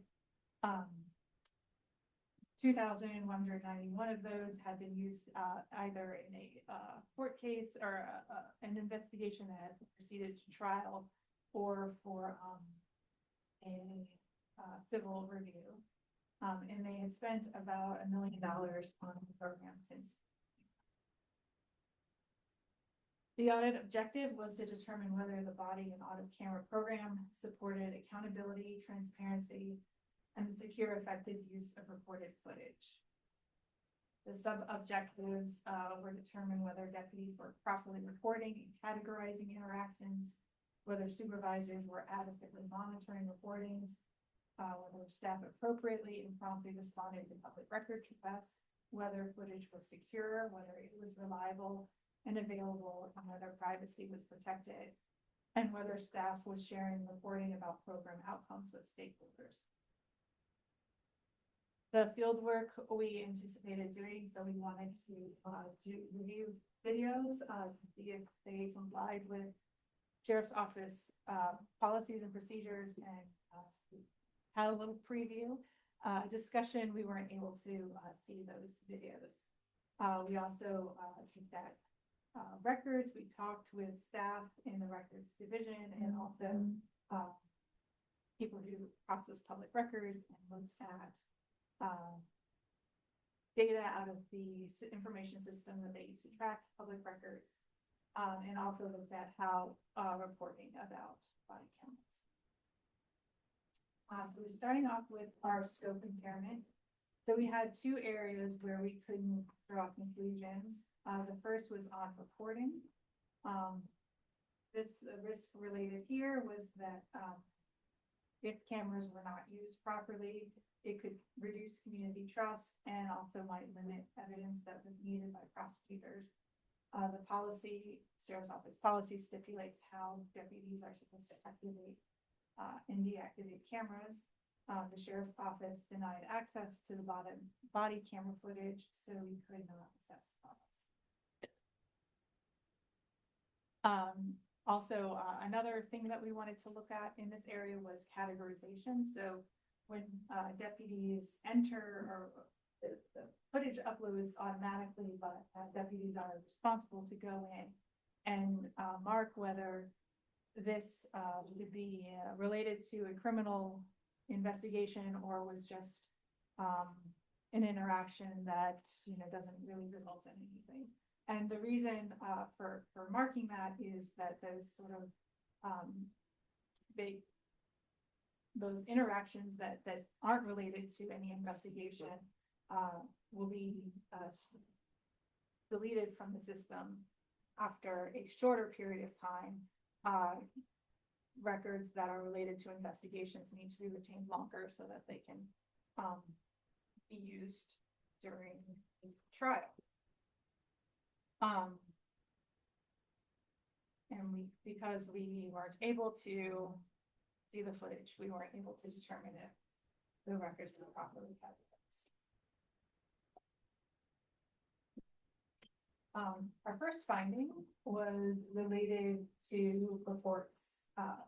So the sheriff's office does work to reports quarterly on the body camera program, including how many interactions have been done. They also do a random sample of one unit each quarter to see if staff are following policy. We use criteria here from the Police Executive Research Forum, which says that statistics, including body camera statistics, should be shared publicly, be shared with the public either through annual reporting or some other method of reporting. We found that their in-house reports were a good first step, but didn't provide for trust and transparency. There were other issues with the reports. They weren't replicable. They were based on point in time draws out of the data system, and they didn't save evidence so that you could go back and make sure that the numbers reporting were backed up by evidence. They weren't evaluative. They didn't really speak to areas where the office could improve, and they weren't public. And then they also didn't identify a way for understanding when cameras should have been turned on but were not. So they didn't do something, which is something we had intended to do, which would be take a whole sample of all of dispatches and then look to see if there was footage related to each of the dispatch events that we would think should have a camera, a recording associated with it. The office had mixed responses based on this finding. They agreed to save point in time reports to provide evidence that supported the numbers that they were reporting in their quarterly reports. They declined to make their reports public. They said that this wasn't required by their accreditation standards, so they weren't going to do it. I think sometimes we go above and beyond what our baseline standards are in the interest of promoting transparency with the public, but they didn't want to do that. And then they also agreed to include a review of dispatch calls into their analysis in the future. Another thing that we saw was that supervisors were not consistently reviewing the footage of sergeants. Without supervision, deputies could be more likely to not record footage or categorize it properly. Sheriff's Office policy requires each sergeant to review 2 randomly selected videos from each of their direct reports each quarter. We looked at the data system to see who was accessing records. Of the 62 deputies who had uploaded footage during that quarter, 26 of them had fewer than 2 reviews. So we talked with them about having some way to document reviews, such as a log or some other way to do it would increase confidence that reviews were taking place according to policy. And the Sheriff's Office agreed with that. The next section we looked at was public records requests. This is an area where there's a lot of interaction with the public. So there's a lot of reasons why the public might be interested in accessing footage that they could be involved in. Sheriff's Office policies and state law require great guidelines for how public records, including body camera footage, should be provided, including how the office should respond, in what cases it should and should not provide records, and how to set fees for charging those records. There were 2 things. So ultimately, I will say here that the office complied with the policy, and so we didn't see a problem with how they were providing body camera footage to the public. But one issue was that we didn't have full confidence that all of the requests were in the database that the sheriff's office was providing, because this was based on an online portal where people can submit requests online, but requests that come through in other ways aren't tracked through this portal, and there's no single document in place where these requests are filed or kept track of. So we recommended a better information system to track all requests, not just requests that came through the portal. The other issue that we saw here was that actually no footage was provided to the public during this time. And the reason for that is that state law requires redactions of any video provided to the public, and it's very expensive. And so I think the cheapest one was, I think the person quoted $82 for providing the information, but it went up to, over $1,000. And so the cost is a big barrier. It is and potentially a full barrier for the public to access this data, which shows there's it is noteworthy in a program that's really designed to provide more transparency in interactions, law enforcement interactions, but that is the policy. So the sheriff's office agreed to continue with their plans to implement new tracking software for public health. And then the final finding was related to information system security controls. Information system security controls are essential for ensuring that data is protected, and also that it's reliable and available when people need it. The federal government sends requirements for criminal justice information systems for controlling criminal justice information, like the information on body cameras, identifying certain controls that should be in place. We've based on interviews with staff and review procedures, we found that controls were falling short in areas like password requirements, lockout timing, and account setup. We also noticed that user roles had been established, but we've been monitoring to know whether those roles were being properly implemented.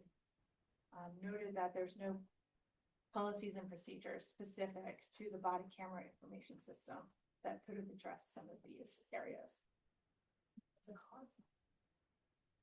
And then our recommendations were to develop policies and procedures specific to the camera footage information system, and also to develop and use reports that would allow for user role monitoring and also access monitoring.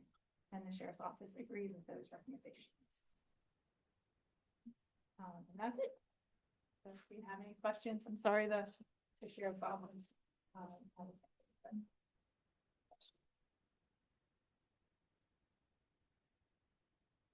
Just curious, quarter one number, 18,000 recordings, was that through quarter one, or was that all up to that date? Just up to just those 3 months. It seems strange timing wise that we would be able to measure the amount of footage in first quarter and the amount actually used as evidence in a trial that's quarter, given how long it takes to get to trial. Sorry. Oh, okay. Good question.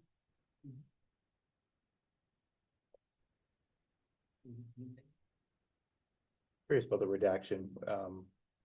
What would be redacted under those fees that you mentioned? So the state law says that any faces need to be redacted. So that would include law enforcement officers and members of the public. So Someone has to go in where the frame by frame. all right. That's License plates, maybe. a lot. But that's And probably even the if it's- high even rate of if it's fee. your own, so Use your own, Yeah. oh, so that's probably a lot. of what the fee is. That's frame by frame. Good report, good responses from the sheriffs. Yeah.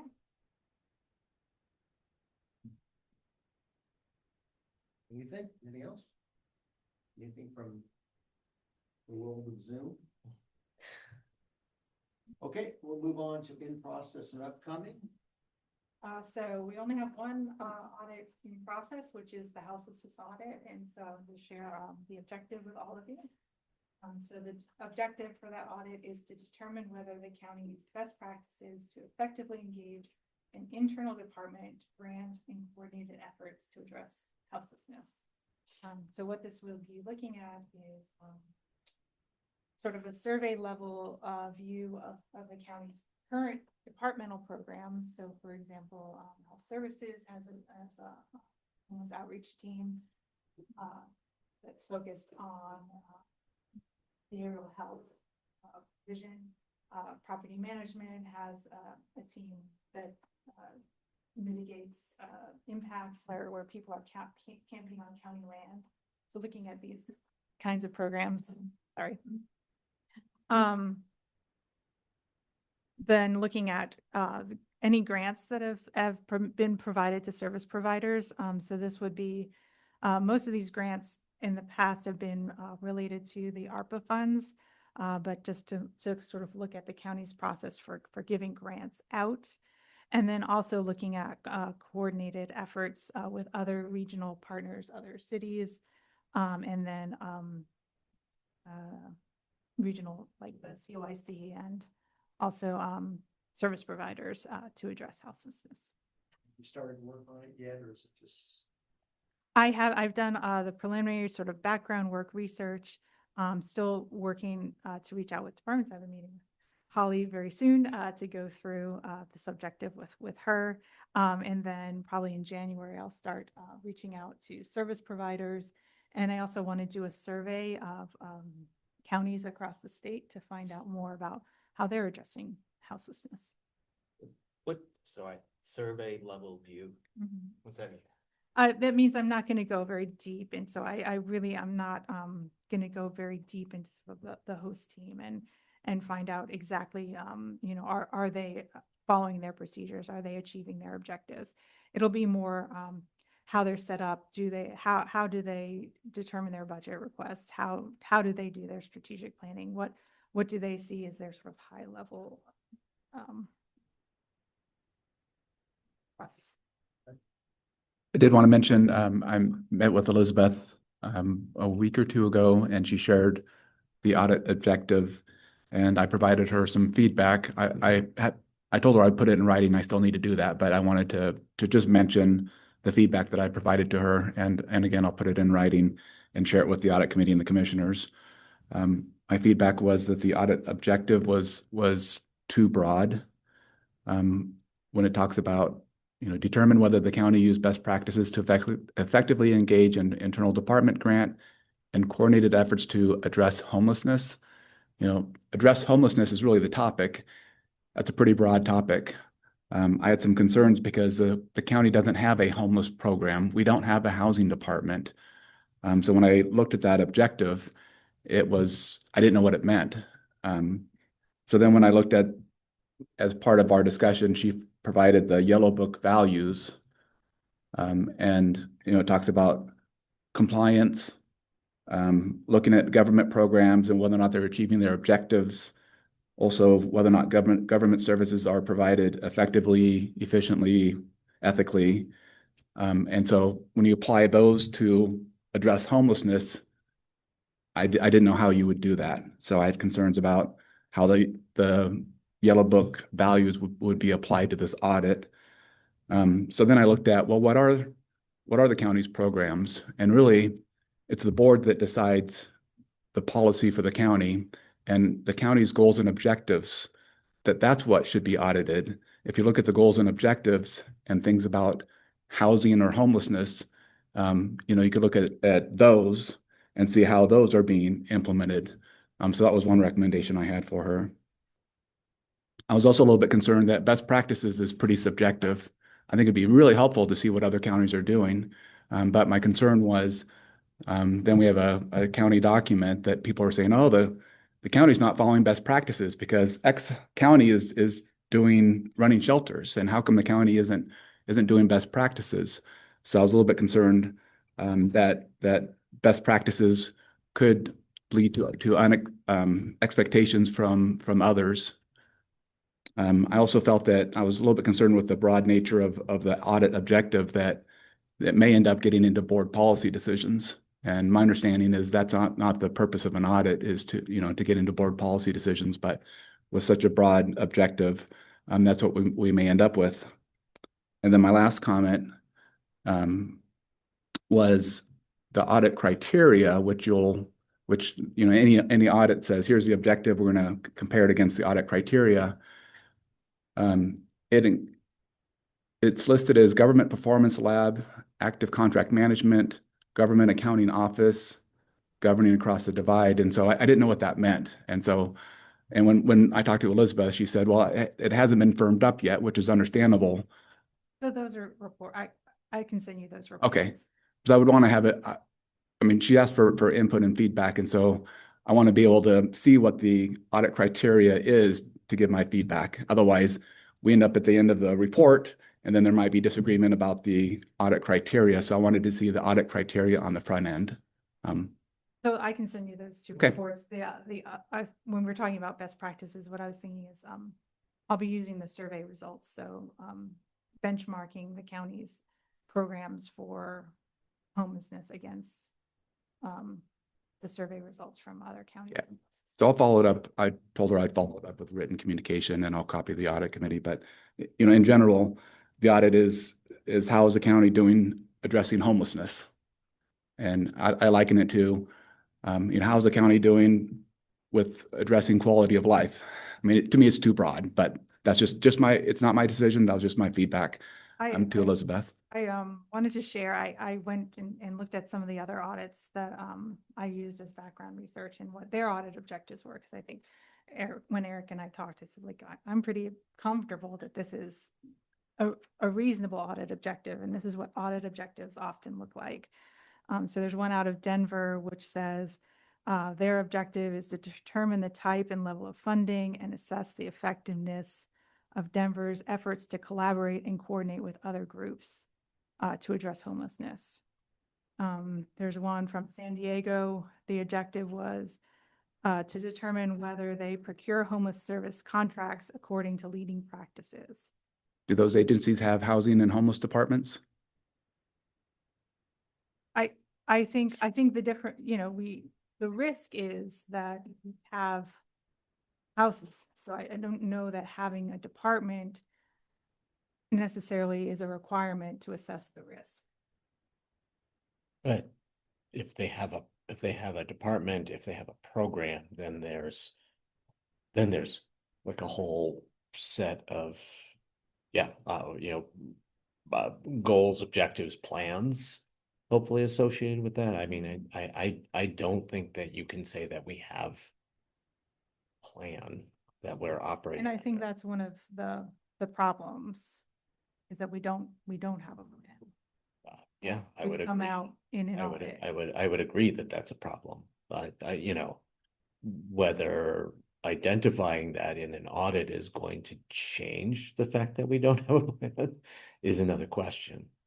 But I also just want to say, kind of getting to this idea of best management practices or comparison to other counties. This is homelessness response.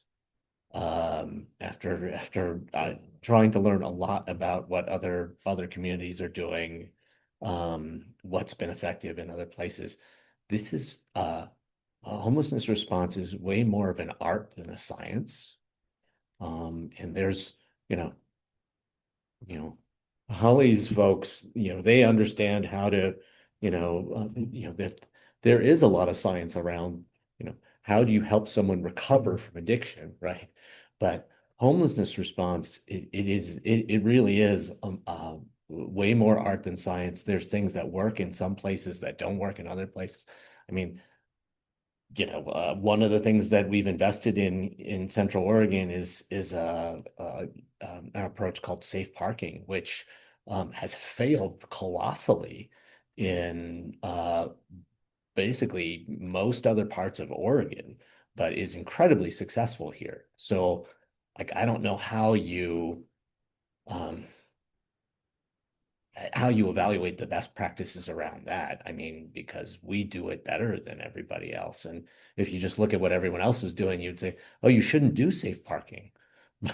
But we should, because it's one of the best pathways out of homelessness that we have. Done the audit yet, so I can't really speak to, how I will use that criteria or how I would frame a report. I'm just at the very beginning stages now.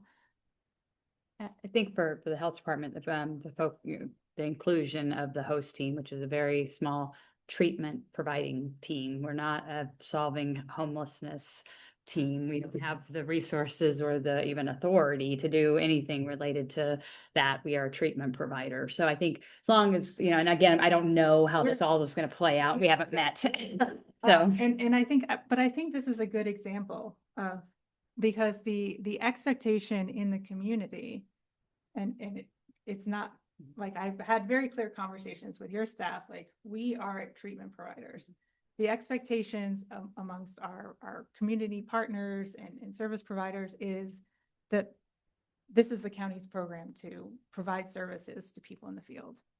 And so there is a disconnect there that I think the audit can shed light on, really clarifying what is the county's role, what is the county's commitment. Because in my conversations, what's really become clear to me is that people don't understand what the county's role is. And there is an agreement. I mean, among the three commissioners, there's not agreement about what our role is and what effective strategies are going to be, and what effective investments are going to be. I mean, there's a great policy disagreement. So, I mean, there could be value in looking at, well, how do basically how do other counties see their role and what are they doing, and just kind of surveying,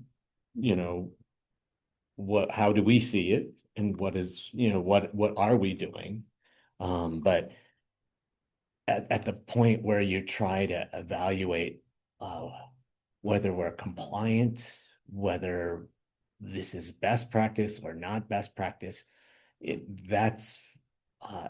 think you're going to run into some real challenges with that, like being able to do that effectively. So, I mean, I think that what I see is the biggest risk here is the clarity, and that people not really understanding the county's role. And maybe there's disagreement among the commissioners. Maybe some want to do more in this area, or some want to do more in that area. I would say, please do the Veterans Village, because that we've taken Clackamas's program and I think we've taken it to a higher level, and it's incredibly successful. And, and it's nice to know there's something really working. And what are those things? So what Right. are the things we do? And what are the things we're not doing now? And being just really clear about the difference between those two things. I started out when I first talked to Elizabeth a couple months ago, and I half jokingly but half serious said, well, how about the audit tell us what the county's role with homelessness is? And it's coming up, and I would describe it as host. We'll tell you exactly what host does, and that's one thing we do. We provide behavioral health treatment and substance use disorder treatment to people who are homeless.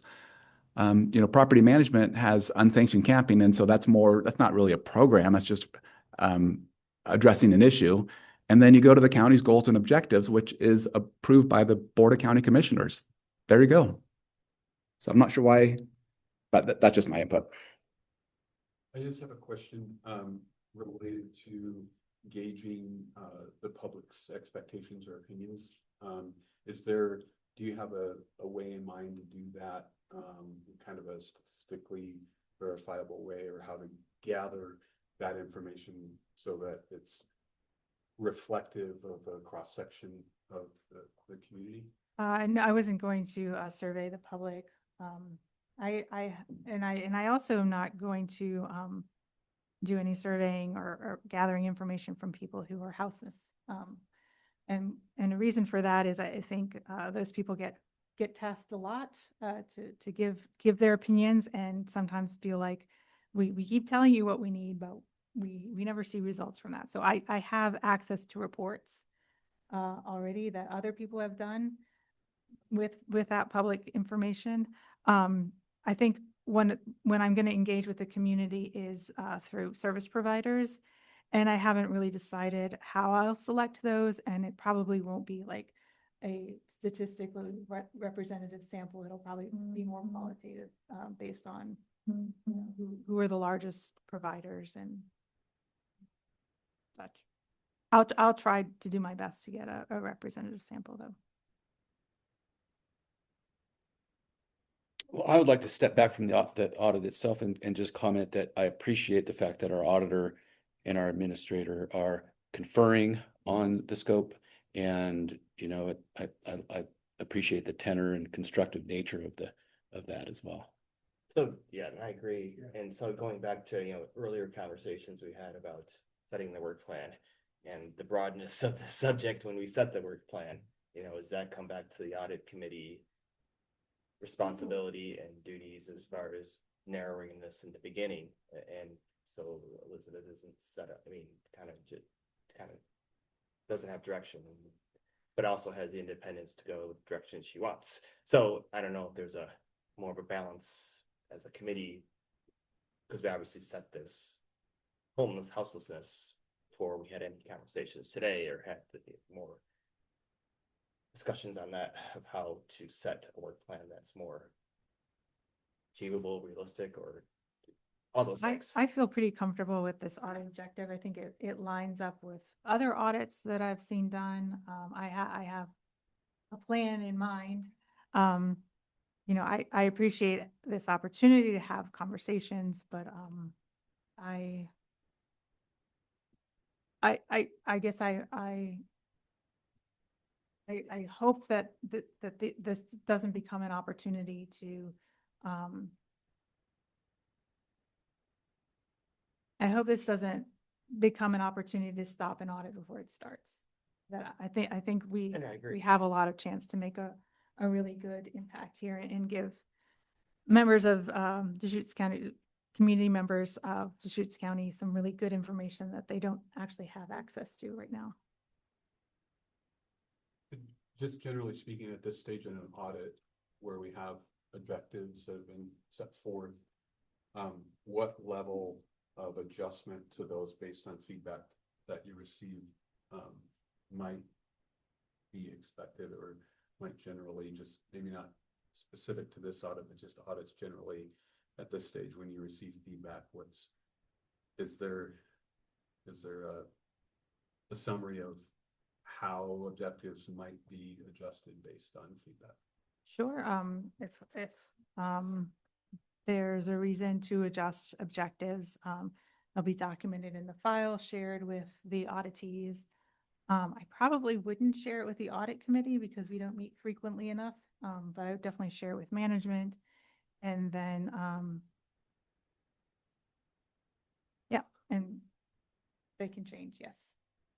So you need to, I mean, some of this, there's some parts that we won't know, and you have to get in and meet with others, because you could meet and say, well, we have a best practice that we align to, and you would add that in. And it is a process, and there's knowledge that Elizabeth gained, and she then will set her audit plan of how she's gonna test. So yeah, objectives could change depending on the information she gets. It'd be interesting. We might be doing more than other counties, or there might be some where like that's where that should be city because they get funding for it. Be interesting to see what you find in that benchmarking. It could go either way, but I know you need to get in there a little bit before you can even further refine what you're going to look at. Eric, what are some of the commissioners' objectives that this audit itself would align with? Were there any specific? Yeah, there's one that addresses kind of housing and housing affordability. And then I think there's 3 objectives under that. And that's something that, you know, it's was approved by the Board of County Commissioners. And so to me, that's the policy body. That's what they said we're going to work on. And that's reported on as the quarterly updates. So, You want me oh to- yeah, So there's three. The overarching goal is housing stability and supply, support actions to increase housing production and achieve stability. And then the objectives underneath that goal are expand opportunities for residential development on appropriate county-owned properties, support actions to increase housing supply, and collaborate with partner organizations to provide an adequate supply of short-term and permanent housing and services to address housing insecurity. It's concrete, measurable. so that was one of my recommendations, is to apply the Yellow Book values against those, because those are the programs and policies of Deschutes County as stated by our county commissioners. But I think we also have a lot of other programs that touch on topic, and I think HOST is one of them. I think the services provided by property management is also not covered within those goals. And then we also have a camping ordinance that has been passed by the Board of County Commissioners that we don't really have any way of enforcing, or no one's really been tasked with enforcing that. So I don't think, I think there's a lot more going on than is just encompassed within those goals. Then maybe it's compliance with the camping ordinance. I mean, I would like to see my input is more specific, because address homelessness is, that's not the county hasn't said we're gonna, I mean, that's not a policy of the board or the county, but that's just my input. There is, I mean, the objectives that Whitney just shared with you, some of those are housing production related. And so far I haven't heard anything in the description of what you're going to be looking at that actually looks at the ways that the county helps to produce housing and affordable housing. So that could be a whole other arena that you add to this. But you know, in some ways that makes this even broader and more unwieldy. Because you know, you know, one of the there's plenty of research said that helps us understand that in communities with ample supplies of affordable housing, you just have less homelessness. I mean, you know, people want to kind of grab onto, you know, near-term and individualized and personal issues, like, you know, someone's struggling with addiction. But in communities where there's more abundant affordable housing, there is less homelessness. So I mean, that's one of the only things that there's real, you know, data correlations demonstrating. And so, you know, if the, you know, if that leads you to the conclusion that affordable housing supply is the most effective thing that we can do to reduce homelessness, then you need to be asking, what is the county doing to produce affordable housing? I think I'm interested to hear more about that, and we can talk because when I've done my survey review of what the county's worked on,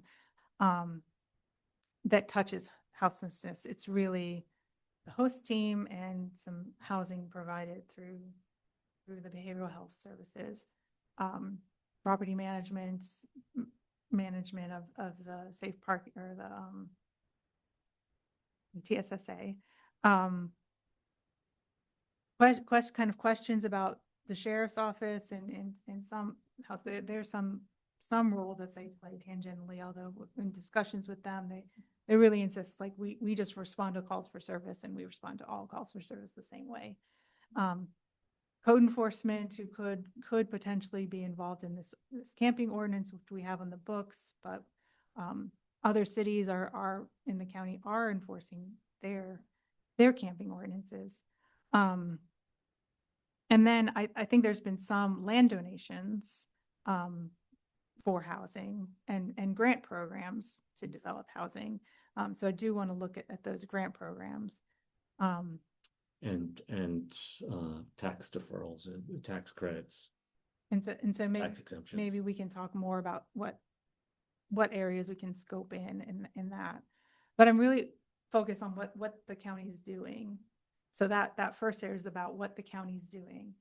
Second area is about grants and giving money to service providers, and whether we're setting up expectations for what we want to see from the money we give to service providers.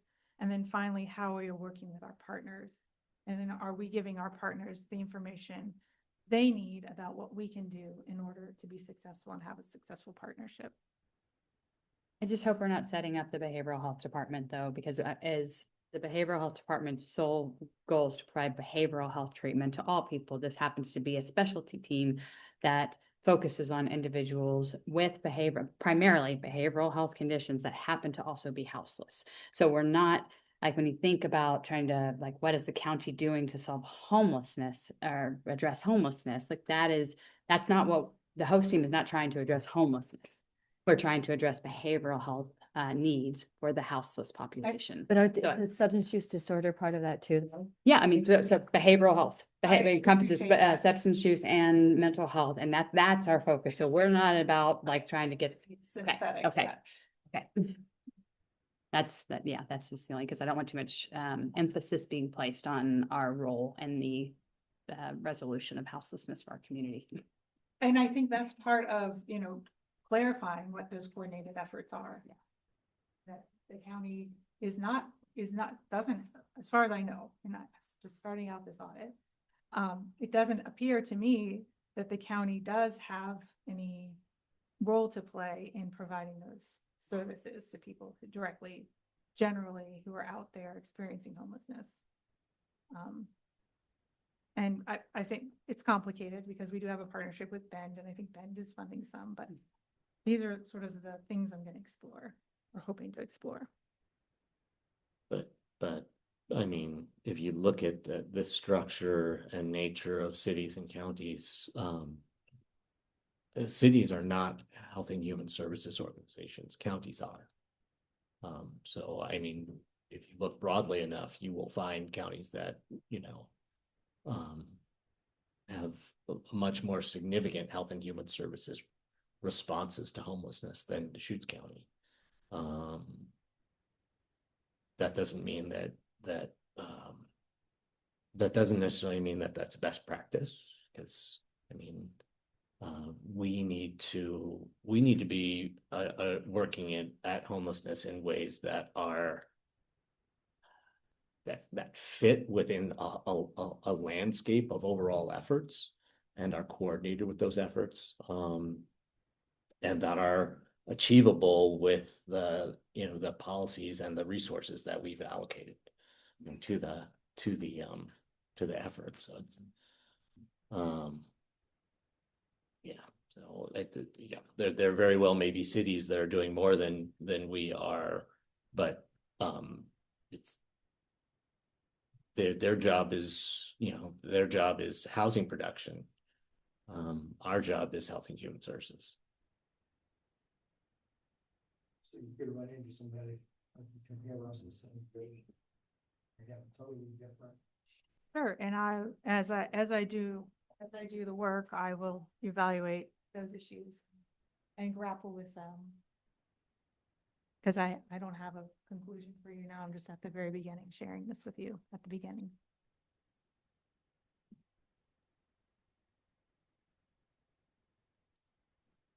That's it for that report. I included my link to the status report, which just talks about housing spend hours. If you want to review that, link in the agenda. And another thing I wanted to mention now is that the performance auditor that I hired was resigned from the position. She's having trouble finding housing here, and so that position is now open. I'm anticipating posting that in January. That works.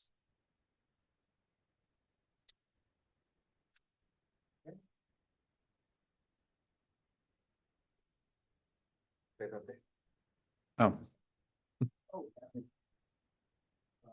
Administrative updates, Eric, Whitney. yes.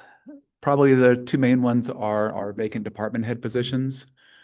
With Fair and Expo Center, we did a recruitment, had a strong pool of candidates, did in-person interviews, had a job offer. The person declined more for personal reasons and relocation reasons. So we will put together a recruitment schedule to go back out. I will probably open it next week, do interviews at the end of February, and try again. With our solid waste department, Tim Brunel announced his upcoming retirement. So the recruitment is currently open. I forget the timeline of that, but those are the two main updates.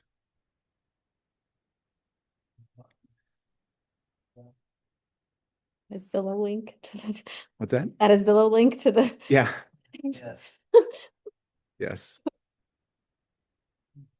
That page.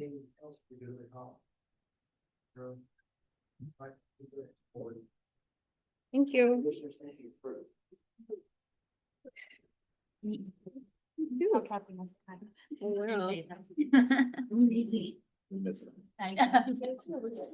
I have a little twinge of guilt. Yeah. Oh, yeah. It's just little. It's very